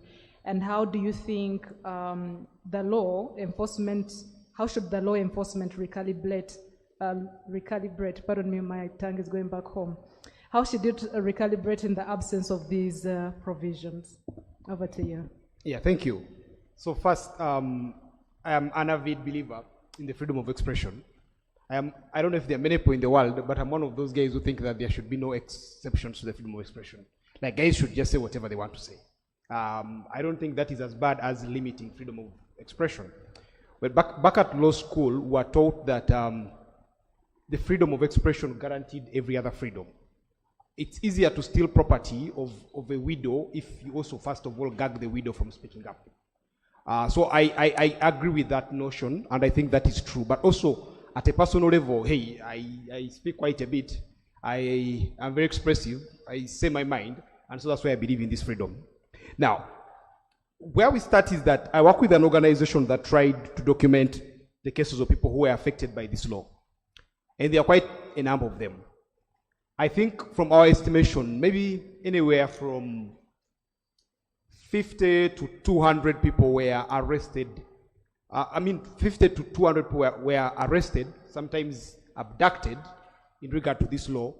And many of them held for a number of days. You know, there's this policy where they just pick up people, hold them for a couple of days, and then release them. Now, it doesn't, if you look at it, it's not as bad as holding someone in jail and maybe convicting them and all. But for the ordinary people, that is very, very impactful. It creates this picture of fear, which I think the state has, to a great extent, sadly succeeded in achieving with the Ugandan populace. So I'll just give you a few names. There are people like Edward Awebwa, the 24-year-old. So Edward Awebwa's story is very sad, and I'll come back to it. There are people like Emmanuel Nabugodi, who was jailed for 2 years. That was in November 2024. There's David Sengozi, a 21-year-old. I think on TikTok he's called Lucky Choice. There is Sekagiri Isaiah. There is Julius Tayewa. There is Fred Muganga, who is 26-year-old. There is Waswa Noah. And last year, around this time last year, there was a lady arrested called Pasi Mbabazi. She's a member of the National Unity Platform under this law. And there was a bizarre, weird, and disturbing case of a gentleman called Elson Tumwine. Elson is a 1 or 22-year-old student of Makerere University who was placed for his internship. I think he was at the School of Agriculture, placed for his internship in Hoima. The Ugandan state tracked him from Hoima, disappeared him for about a month, if not longer, and then he later turned up in court, accused of, among other things, insulting the president, insulting Muhoozi. And at the start of this year as well, there was a gentleman called Odur James. His alias is Don Amis. Now, I'll go back to the case I started with. That is the one of Edward Awebwa. Edward Awebwa was picked from Mukono taken to Entebbe Magistrates Court, charged, forced, not, let me say coerced to plead guilty. He pleaded guilty, and as we speak right now, he's in the second of his 7-year sentence at a prison in Adjumani. I come from West Nile. West Nile is the other side. I mean, I envy my friends who say that I'm going to the village, and then they say, yeah, I'm going to Wakiso, which is my village. Now, from when I'm going to my village, I need to plan for a week to go to my village. And it's a whole day's drive with a lot of prayer, because for that distance, a lot of things can happen along the way. But they picked this gentleman from Mukono and took him that far. When we made contact with him last year, he told us that it's the first time I've received visitors in prison. His requests included things like slippers. Said, can I just have some pocket money? We said, how much pocket money do you need? He said 15,000. So I said this to say that this law, while we talk about it from the abstract and from the legal books and from all this, there is reality on the ground that there are people it has caused untold suffering. Edward happens to be from Mukono. He had never been to Arua. His family is very humble, more humble than most of us here. They are unable to mobilize transport to go and check on him in Adjumani because, like I said, it takes a lot of money to go that far. It takes a whole day's planning. So, for people like that, and for people who could end up in these situations, first of all, this is a reprieve. But again, let's not kid ourselves. We are at a situation as a country where, with or without the Computer Misuse Act, there is a rogue regime that can do this. Right? That is the starting point. So it's good to celebrate this. It's very important that this was struck down. We see how the days go. Like it's been said already, it's likely that there's going to be a stay of execution. It's likely that there's going to be another law passed. If you have a House of Parliament that is led by a person who publicly says to the president that no one understands my value except you, a person who says you'll just tell me how high to jump and I will jump. That is a very, very disturbing state of affairs. This law is not detached from the reality of Uganda today. It's in those circumstances that we have this law passed and fortunately struck down by the Constitutional Court, but of course there can be an appeal to the Supreme Court. And also, when you look at this law talks to how our leaders view power. I've read many of these charge sheets. I've looked at them. And there is a disturbing pattern. One, they find one particular magistrate's court where almost all these guys are taken. In 2024, it was Entebbe. The magistrate there was Stella Maris Amabilis. It was like there was a revolving door between wherever you're picked, Entebbe police post, the court, and jail. It's like there was that revolving door. You just have to find yourself in those three places. And yes, these are our young brothers, many of them uneducated, many of them of less means than us, many of them couldn't afford a lawyer like Aaron Kiza here, like some of you can. So what they do is, on the first instance, they're taken to court, they're all crying, they're all pleading and saying, I will not do it again. And in the case of Edward, for instance, Stella Maris Amabilis was like, I know you pleaded guilty, I know you act remorseful, but I'll give you 7 years to make it as a lesson to the rest of the people. So for me, here is the thing. It's a sad state of affairs. But I want to add my voice to other people who have spoken earlier that with initiatives like this, we can make some progress. We've already made progress, that the law has been struck down, despite that being on technical grounds.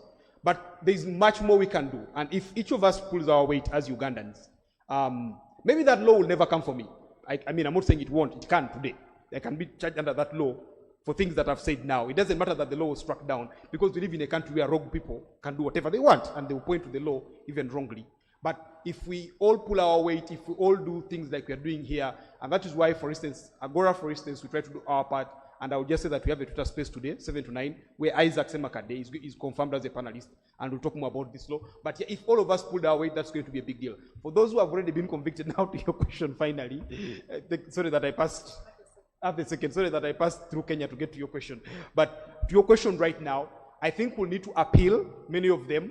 I don't think, like Aaron said, the magistrates' courts are just going to release these people. Whenever the name Muhozi, the name Museveni, the name Anita Mong are mentioned as the victims, quote unquote, even when they never come to court, my fear is that most of the magistrates, they just cow and they cannot take any further steps. Thank you. Welcome back. Welcome back. We almost lost you from Kenya. Yes, please. There is a precedent to all the fears that are exposed by the panelists, because as I speak, Kakwenza's passport is still kept under lock and key by the chairperson of Judicial Service Commission. What is his name? Sinjiza what? Karekona? Something like that.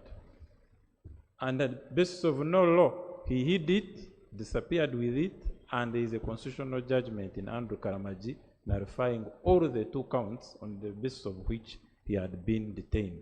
We asked this, we have even gone to the High Court, but his case is not being fixed.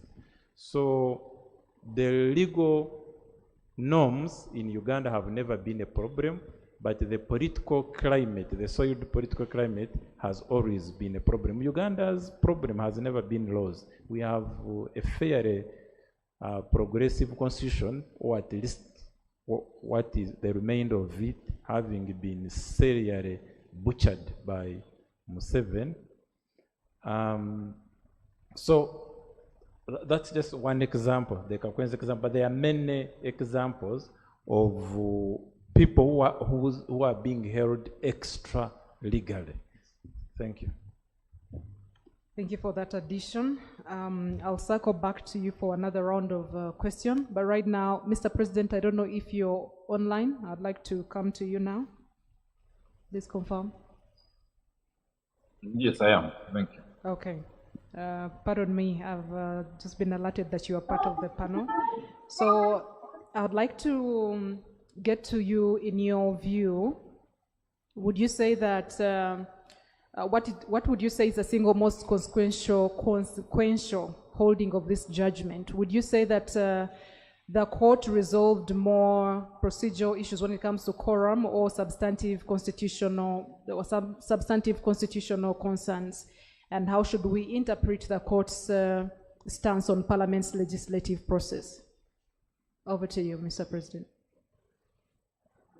Thank you very much, dear. I think there are 2 consequential juridical outcomes. One procedure, one substantive.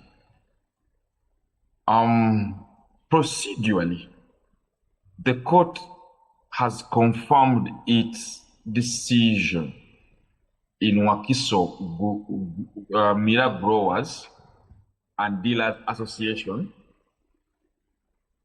on the duty cast on the Speaker to ascertain quorum before a consequential vote in Parliament. That is a material safeguard. It's called a guardrail of the Constitution, constitutionalism, and so on and so forth. Colleagues, it is not easy for Parliament to marshal quorum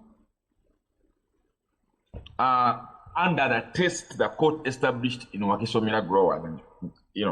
It's not easy. The court insists that every vote must have 5 items: the number of parliamentarians present, how many of them are ex officio,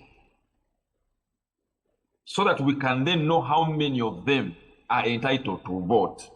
And of those who are entitled to vote, how many have voted yes in favor, how many have voted no, and how many have abstained. That numerical record must be ascertained in the Hansard against the decision of the Speaker. The way we see it in the US Congress and the way we see it in the House of Lords. The court, for a long time, Parliament has used other means. So that insistence with the court holding that line and saying, we are going to keep this guardrail. Don't take us for granted. That's a massive step change. Wakiso Mira Growers was a massive step change. It built on an earlier case, the Paul Kawanga Semogere case, which had used more directory language. It had disapproved the use of ayes and noes. It had said, we don't think that conversion can pass the test written in the law under Articles 88 and 89. But now that's the law. So that guardrail is a citizen's victory that is substantial. The second one on substantive is doctrinal purity, doctrinal clarity, simplification of these principles on freedom of speech. They're not easy. So yes, here I would like to disagree with my colleagues, Advocate Chiza and Mr. Natif Tony, that there is not a significant step change on the substance. You know, despite, first of all, the case of Obo was the tip of the spear for freedom of speech, freedom of expression, freedom of opinion in Uganda, and I believe the English-speaking judiciaries of the Global South. It's that important. That's why even in Kenya they cite it, South Africa they cite it. So its major contribution was that democracy must mean the same thing to all signatories to the UN Charter. There must be no accommodation for local circumstances when we are defining the tenets of democracy, including freedom of expression. That as long as Uganda signed on to the UN Charter, the International Convention on Civil and Political Rights, its aspirations, its binding aspirations for the citizens of Uganda must be the same as those in quote-unquote mature democracies, so that with democracies there's no catching up. So I think the government had appealed, arguing that it should be permitted a wider margin of appreciation to determine how much democracy to permit Ugandans, that are being required to allow so much democracy, you know, is not the meaning of the covenant. The court said, no, we disagree. You can't prove that you need an exception under Article 43. Although human rights are not absolute, freedom of expression is not absolute, the guardrails that are accepted internationally must also be obeyed by you. So you will not depart from the standards willy-nilly whenever you want. So, well, that decision, every decision suffers wear and tear. So Aaron is right that in 2023, on the 6th of January, in the Karamaji decision, the Court of Appeal, you know, revives that standard and says that we hold firm to the standard in Obo against vague law. So, and Justice Kakuru, of course, did justice to that case. I agree. So what then is the step change here? The step change then here is that it's twofold. And colleagues, Aaron, Natif, hear me out. The first one is the author of the lead judgment here. It is neither, first of all, it's a woman. That's a significant observation. And which kind of woman? Justice Muriagonja Irene has not been a friend of freedom of expression. If you have ever been around her, if you know her personally, she is a decorum dandy. She is a princess, you know, of this piety, Victorian piety. So there's a judgment, Legal Brains Trust versus the Attorney General. Constitutional petition number 23 of 2015. Legal Brains Trust and Simon Kagwanjala and Twyman Kakaibe. We were asking for, what are they called? Open vetting, that there should be open vetting at Parliament. for leaders. Justice Muyagonja wrote the lead judgment. She said so many words, but the critical substance, she said, no, media exposed to the vetting of leaders, especially judges, it will create memes. It will create memes out of our participation. And some of us don't like to be memed. So some of us will be threatened, will fear to apply. So let the process remain under darkness. So this is the same Muyagonja. That decision was issued in 2023. So for Justice Muyagonja now, half a second, Mr. President. Half a second. Half a second. So for her to now make a step change is significant. And with many other ladies, I think even Esther Nambayo and others, these people are not really, they don't belong to the cluster of the deceased Dikakuru and Mulenga. The second thing is the material she has used. So she has introduced general comment number 34 of the Human Rights Committee and the 2019 Declaration of Principles on Freedom of Expression and Access to Information by the African Commission on Human Rights as the yardsticks for testing state compliance. Now, that simplifies battle. In other words, now we no longer need to cite authorities from anywhere and so on. We don't need to do so much work. This access to knowledge has been simplified. You see, Justice Mulenga had a lot of work to do, a lot of authorities to survey. Justice Muyagonja has simplified it. She has said no more traversing several jurisprudences. Let us use agreed upon clarification documents. The Human Rights Commission has clarified Article 19 of the International Covenant on Civil and Political Rights on Freedom of Expression. It says these are the, these are the rules. Did you follow them?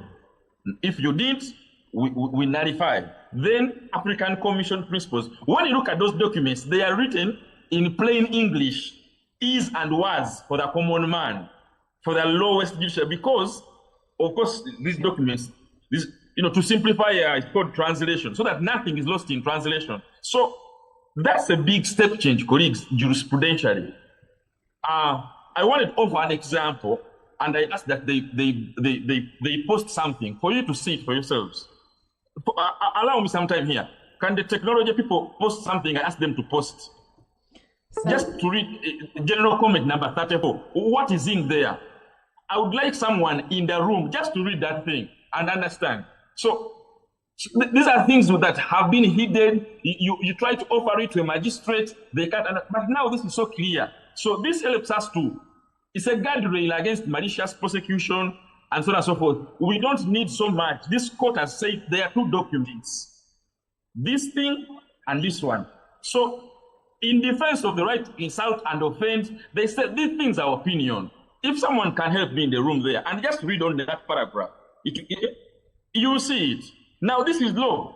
It says paragraph all the opinions without interference. This right permits no exception, no restriction. So opinion.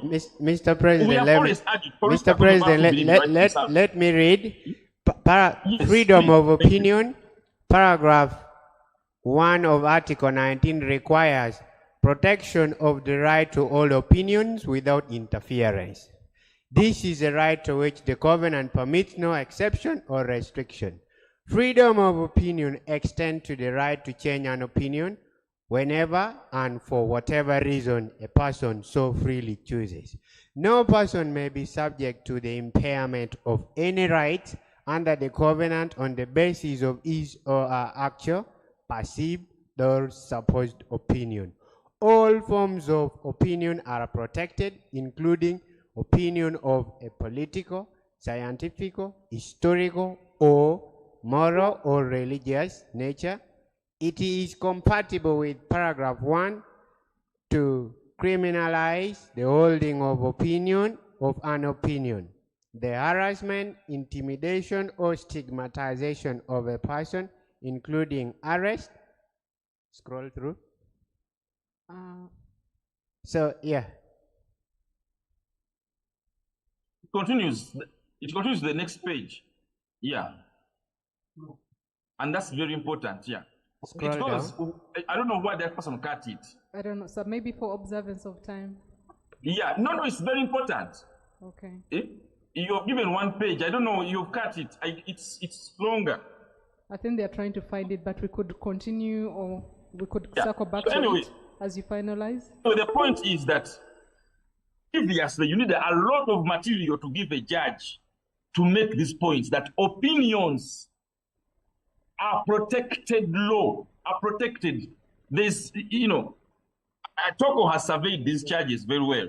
So now we have a firm starting point to bring accountability at lower level without coming back to the Constitutional Court, Supreme Court, and so on and so forth. Especially since under the 2019 Act, the power, this is very important, and I'll close here. Magistrates courts have been given power to enforce human rights. So freedom of expression we shall no longer need interpretation. You will just go to a magistrate and challenge right there under that act, because the interpretation is now clear. I beg to submit at this point. So that's massive in terms of jurisprudence. Thank you. Thank you, Mr. President. That is properly understood. Thank you for taking the time and laboring to help us understand the single most consequential holding of the judgment and also the procedural and substantive concerns. Now, I want to go to you, Mr. Aaron, and I want to talk about just a little bit into the digital rights and freedom of expression. Do you think the court has effectively reset the boundaries of digital speech regulation in Uganda? And where do you think the line should be drawn between protecting reputation, protecting privacy, and protecting free speech? Over to you. They have said everything. The president has just said it all. Can say it in your voice. I just want to emphasize the issue of quorum. And the court was very clear about guesswork. We are tired of a parliament that relies on guesswork to determine the quorum. I think that must stop. That's what the Constitutional Court is saying. And that's what the logic demands. There is another sign of evidence that the lead judge was indeed going into some kind of metamorphosis, is that this is the judge who had upheld cyber stalking. You remember cyber stalking is still part of our law. And I think her judgment, I forget the case, is it Gariwango? There is a judgment in which the Constitutional Court, I hope it was appealed, but there is cyber stalking still in the 2011 Computer Misuse Act, and that is still a problem. Again, jurisprudentially, this judgment is a watershed moment. I have no doubt about this. I think, and we have no disagreement there. All I was saying is that Ugandan functionaries have a habit of doing illegal things. 48 hours, police get us detained beyond 48 hours.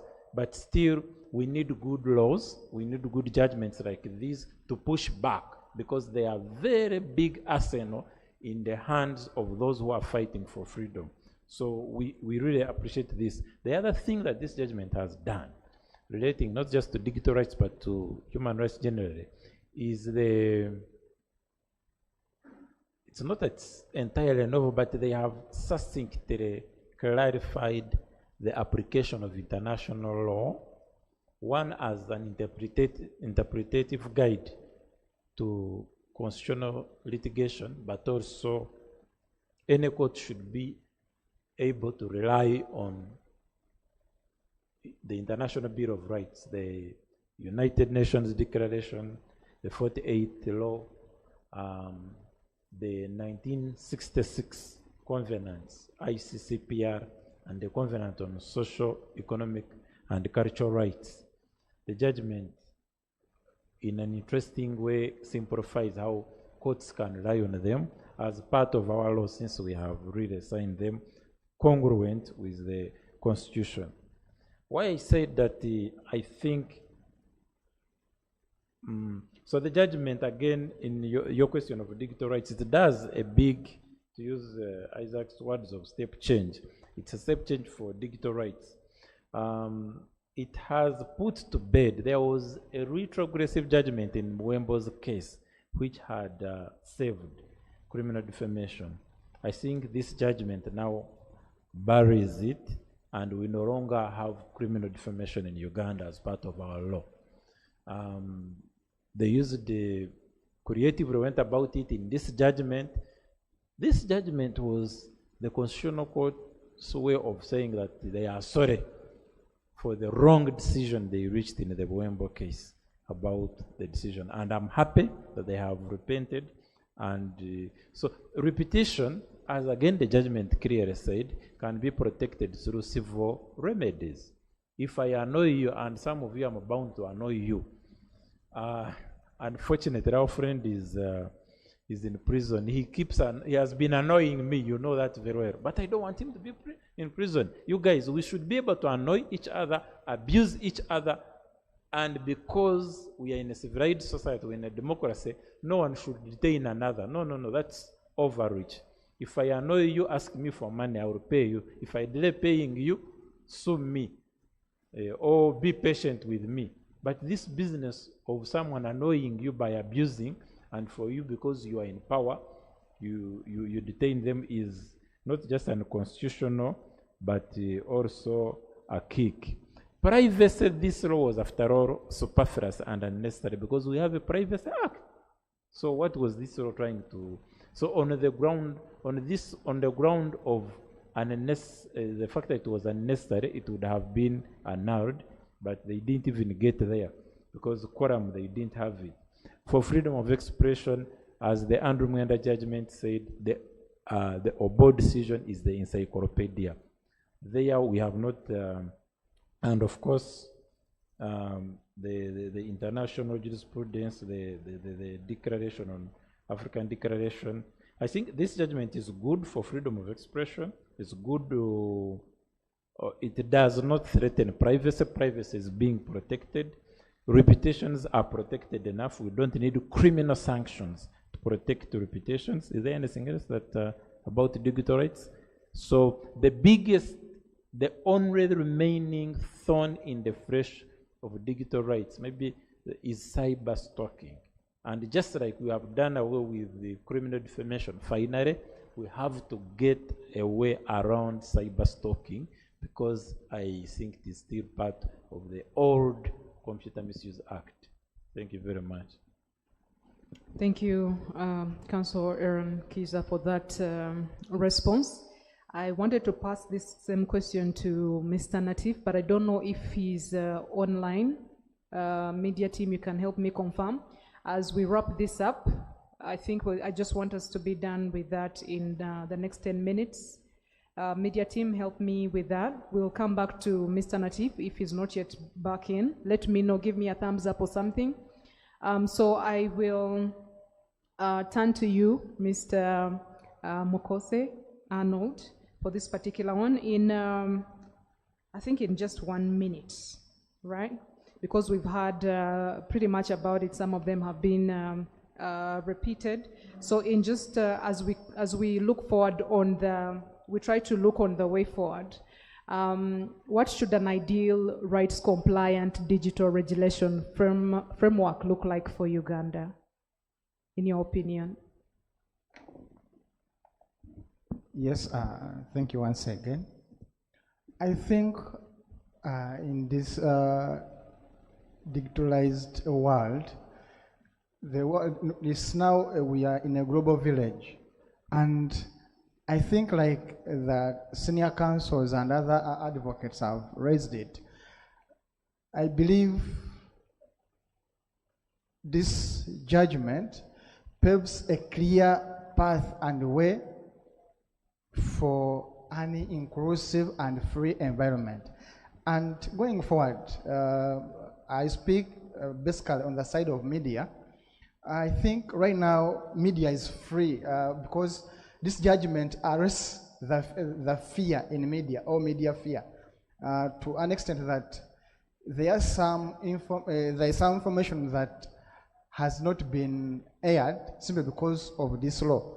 So going forward, I believe practitioners, Ugandans, activists, we are free because I believe, like Senior Counsel Kiza and Isaac said, it's my right to annoy and to be annoyed, but there are enough laws that sure, if I'm annoyed, if I'm angered, if I'm defamed, we shouldn't be governed by law, rather we should be under rule of law. So I think going forward, we should practice rule of law, good governance, and maybe include free space, free speech, free expression, because expression has no limits.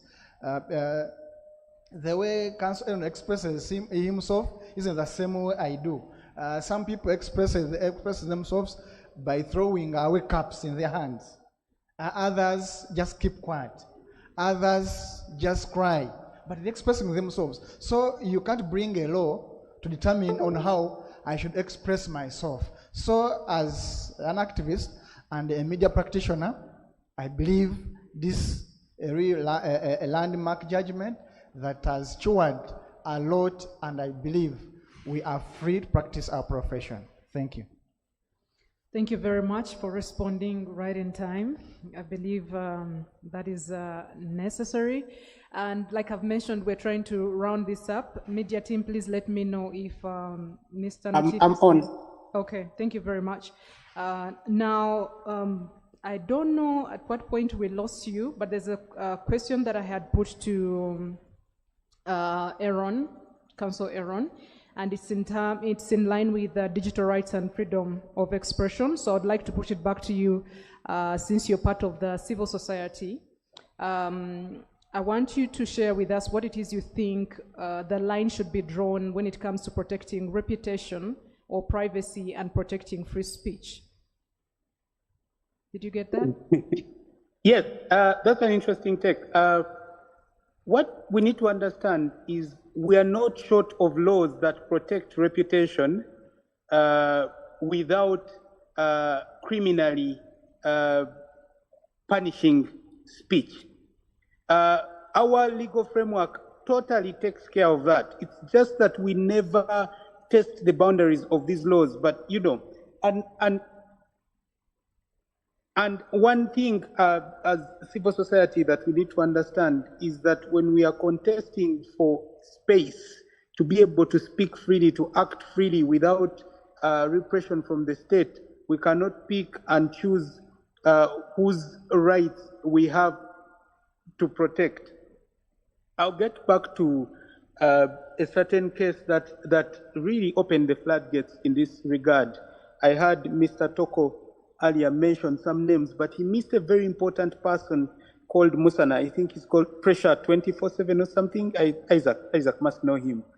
Toko, what's that guy's name? You got it right, Ibrahim.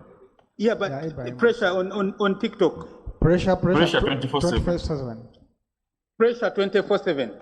That man was locked up for calling himself a Kabaka, insulting the president, insulting full figure, and all manner of things. Most civil society activists, most human rights activists recognized that the person he had insulted was the Kabaka, and everyone went mute.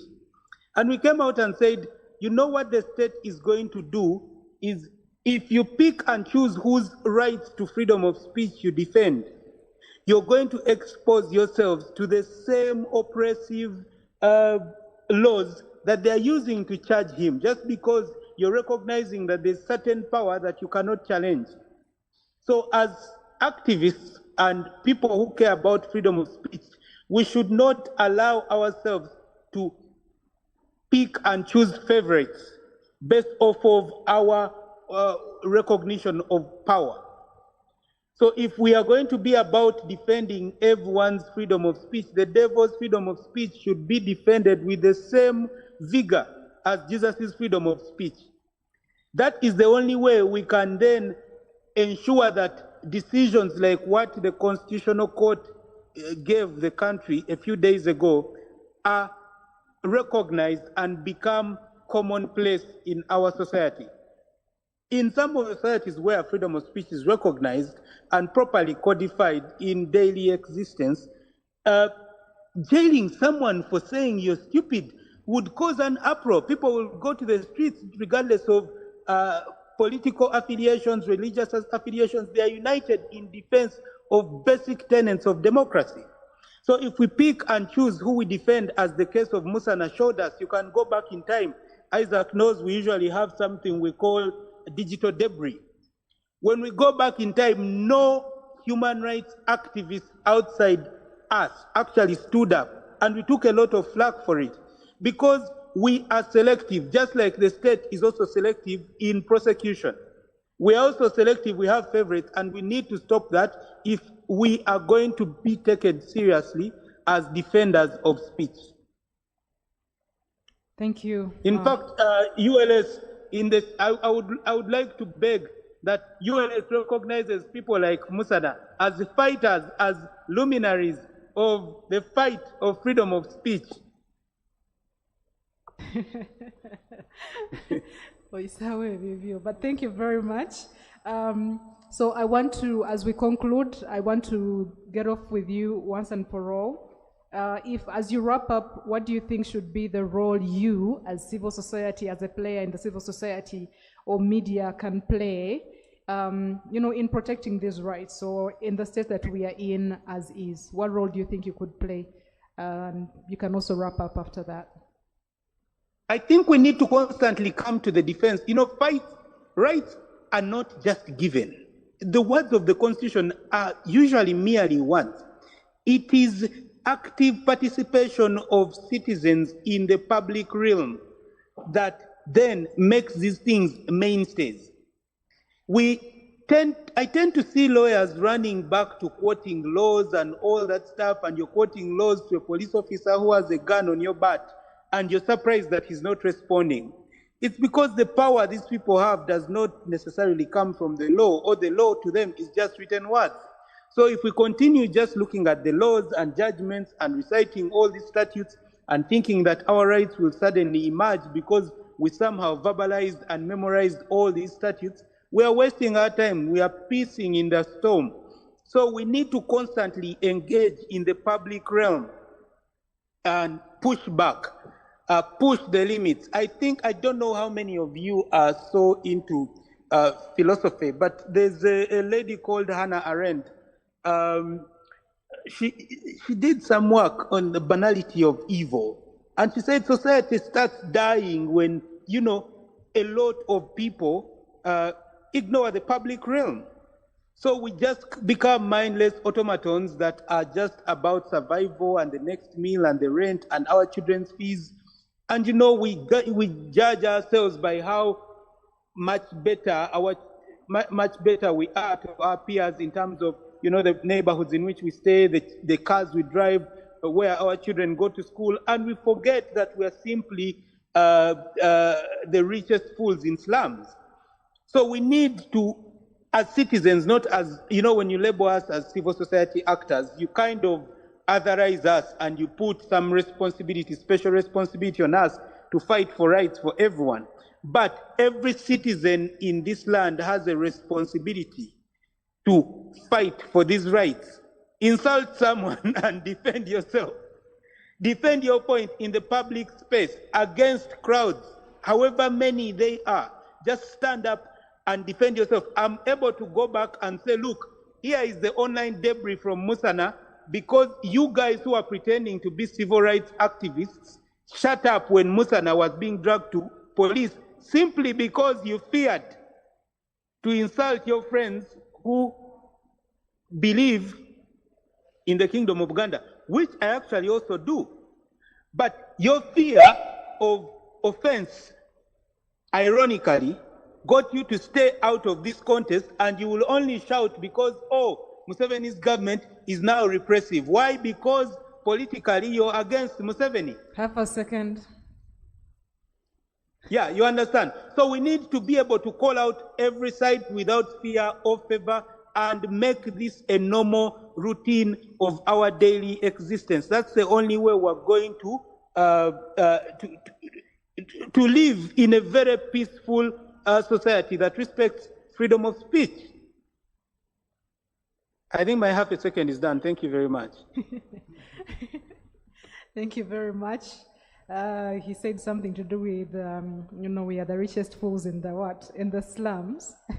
And I've also had the panelists. Yes. I've had panelists here say that it is their right to annoy people. You have a right to annoy somebody. But it's good to have these kinds of conversation. They are very timely and necessary. Because we are the guardians, not of the galaxy, but of the law. And we are called upon to stand boldly in the face of whatever it is that requires of us. Mr. President, as we conclude, I'd like to come to you in 2 minutes. One, I would like you to share with us if you think Uganda is ready for a rights-based digital future or is still navigating control versus freedom. 2 minutes, then you can respond and give us your parting shots as regarding this panel. Over to you. Thank you very much. The short answer is yes, we are ready. We are already in it. This judgment shows, and this conversation, this kind of panel itself shows. What you see on this panel is Uganda. That's, I had a brief chat with the chairman, our digital transformation festival director, Mr. Tony Galandi, the Tech First Chair, your co-chair. And I told him that, you see, this panel is a team of rivals because we are the sentinel for internet freedom. And I'm very grateful to all my colleagues that they have come because we are the embodiment that Uganda is ready. We have annoyed and insulted and abused each other, but it has not been a reason for us to stay away from coming to say, you know what, this thing, even Muriagonja, we have annoyed her. Oh, my daughter is crying. Sana, come. Lillian, bring your friend. So, go open the door. So anyway, the point I'm making is this is it. So your answer is shown here, but maybe in the next steps is how the proof of the pudding is in the eating. What are the next steps? I think, and I'm grateful to what my brother Toko has shared with me, that we are thinking on the same wavelength. Toko has invited me also for a space at Agora happening at 7. And I said, well, I should be there because we should be working together now. I will differ a little from Natif. Natif, you're the only one who defended Musa. And you can't say that all of us, Baganda, we are saying. No. It's a figure of speech, but I know you defended Musa, and we took so much flack for hating the Kabaka. Mr. Natif. Okay, so thank you for making it point. Because we are here. We are fighting all this battle for the Musanans, the right to insult and annoy without going to jail. I mean, lawyers who you think avoided him, they voted me. They voted the radical new bar. They said, go and bang the table and get us back on track. So we are ready to be a rights-based digital territory. The guardrails are too strong. These people, the skepticism and the people you have expressed, we shall deal with it, but at least we know that we have this important commitment. And our judiciary, as my brother Arnold said, it can wake up. So I want to put one thing. I think it's unity of purpose. Number one. Number two, consequences. I have been critical of Agora and many other colleagues in the sector, not because of something personal, but I've argued before that I doubt you have ever had a seminar on something called consequences in a constitutional or captured democracy. That's all. That was my whole beef. I remember their team leader saying that I don't like working with others. And so no, that's very wrong. I was simply saying that for us to bail the cat, we will have to be able to sit in a circle, the way we have done today, without cameras, without others, and we say, we are convened here to bail the cat, to bring consequences in our lifetime, in a meaningful way. Say for Ibrahim Musana, you can do for him a poster, you can make that thing, but it's not enough. Your ability to say, you know what, I am Agatha. If I picked up a call and I said, Isaac, let us convene for Musana. Let us put aside everything and make Musana the poster boy for everything we believe in. That's called value-laden. Can we be value-laden? But it's not easy. So for me, and I think this is a good starting point, we shall do much more in the Agora space, but I want to say, and I want to invite all lawyers, all colleagues, lawyers or non-lawyers, to read up on something called consequences or consequentialism in constitutionalism. I think that's what we've all been talking about. This whole saying that, oh no, power is unbeatable. They will ignore the law and everything. You can say that, but that's because the conversation isn't consequences. So we have one doctrine. Muriagonya, who was our enemy in December, is now our friend. We have one. Insults work, and so on and so forth. So, but now how do we manage success? That's the catch, and I think we shall continue more in the Agora space. Thank you very much. Thank you, Mr. President. Now I'll come to my panelists here. We got apologies from Mr. Godwin Toko. He got an emergency and he had to leave us. But I have Mr. Aaron Kiza, and I still have Mr. Mkose Arnold. And so I'll go to you, Mr. Aaron Kiza, as we wrap up. I'll also ask you a question, and then once you're done, you can also give us your parting shots.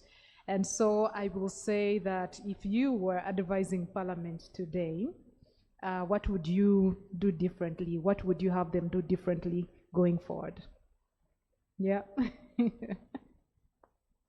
They have to front and center the public interest and eschew temptations to try to feather their nests at the altar, to feather their nests at the expense of Ugandans. They have to be patriotic, by which I mean they must be loyal to the country and the constitution and the values that define Uganda, rather than being loyal to their stomachs, being loyal to their egos, and being fearful. They must stop being fearful. They need to know that there is a Uganda beyond Museveni, there is a Uganda beyond the CDF, and they need to be courageous and defend Uganda, knowing that Ugandans are behind them. They need to also presently surprise us, the way some of these judges have presently surprised us in this decision. We have very low expectations of this Parliament. We want Parliament to shock us, to give us a pleasant surprise, that you people whom we hold in very low esteem, about whom we have almost zero expectations, we want you to deliver the things for the country and show that you love this country and that you're fearless. Then if we have a fearless, well-meaning, patriotic Parliament and patriotic parliamentary leadership, we shall not have a speaker who relies on guesswork to establish quorum. No, that will stop. So I think it is foundational values they need to. The problem with Parliament is attitudinal. It has to do with greed, and it has to do with fear. Stop the fear and be courageous. Have foresight, stop being myopic, and surprise us.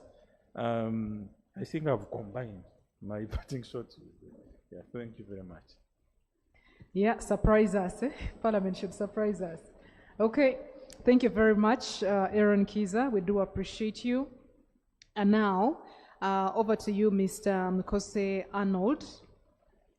As we conclude, so it is also going to be the same for you. You just answer this and then wrap up. What lessons should lawmakers take? Because this is where we are. He talked about Parliament, but what do you think lessons lawmakers should take when regulating fast-evolving digital spaces? Because I think this is the issue that we are having. So, what are some of those lessons that you think should be actually considered? Yes, thank you. First of all, they shouldn't front their ego, their selfishness, their public anger and fear, because they've stolen a lot and fear to be talked about.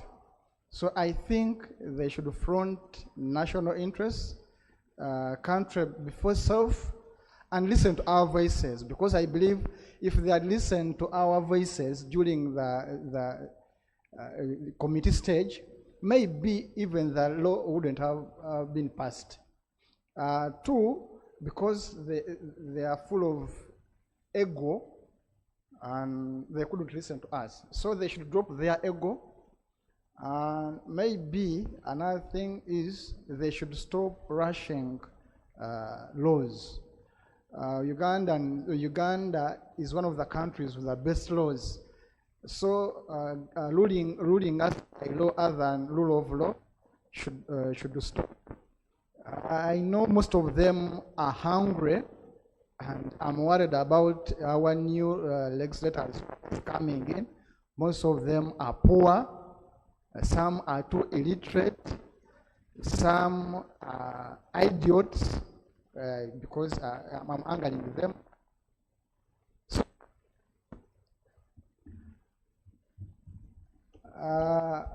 I think they should listen to electors and voters, basically. That's the best advice I can give them, so that, because even the corporate law, if one wanted to go to a courts of law, there was no quorum. I was trying to establish, but there was no quorum. But if there happened to be another interested party over the same law, it might be quashed the same way computer misuse. So I think Parliament should observe the rules of procedures before passing such laws. Thank you.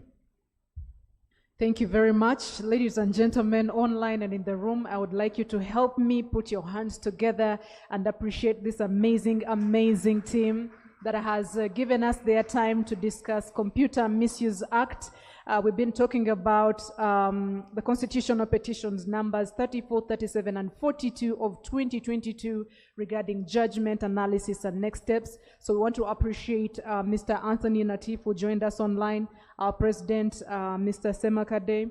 We also want to appreciate Mr. Aaron Kiza, appreciate Mr. Godwin Toko, who had to leave us before we could conclude this. He got an emergency, and as well as Mr. Mkose Arnold Anthony. Thank you very much for making the time and being a part of this amazing, amazing, timely, and much needed discussion. Ladies and gentlemen, my name is Joy E, and it's been a pleasure. I don't know if my co-chair is still here, but I was instructed earlier, if he's not here, as we conclude this, to call on the Northern Rep Council member to come on and close the RNB. Mr. Egaru Emmanuel Omiat, over to you. Thank you very much.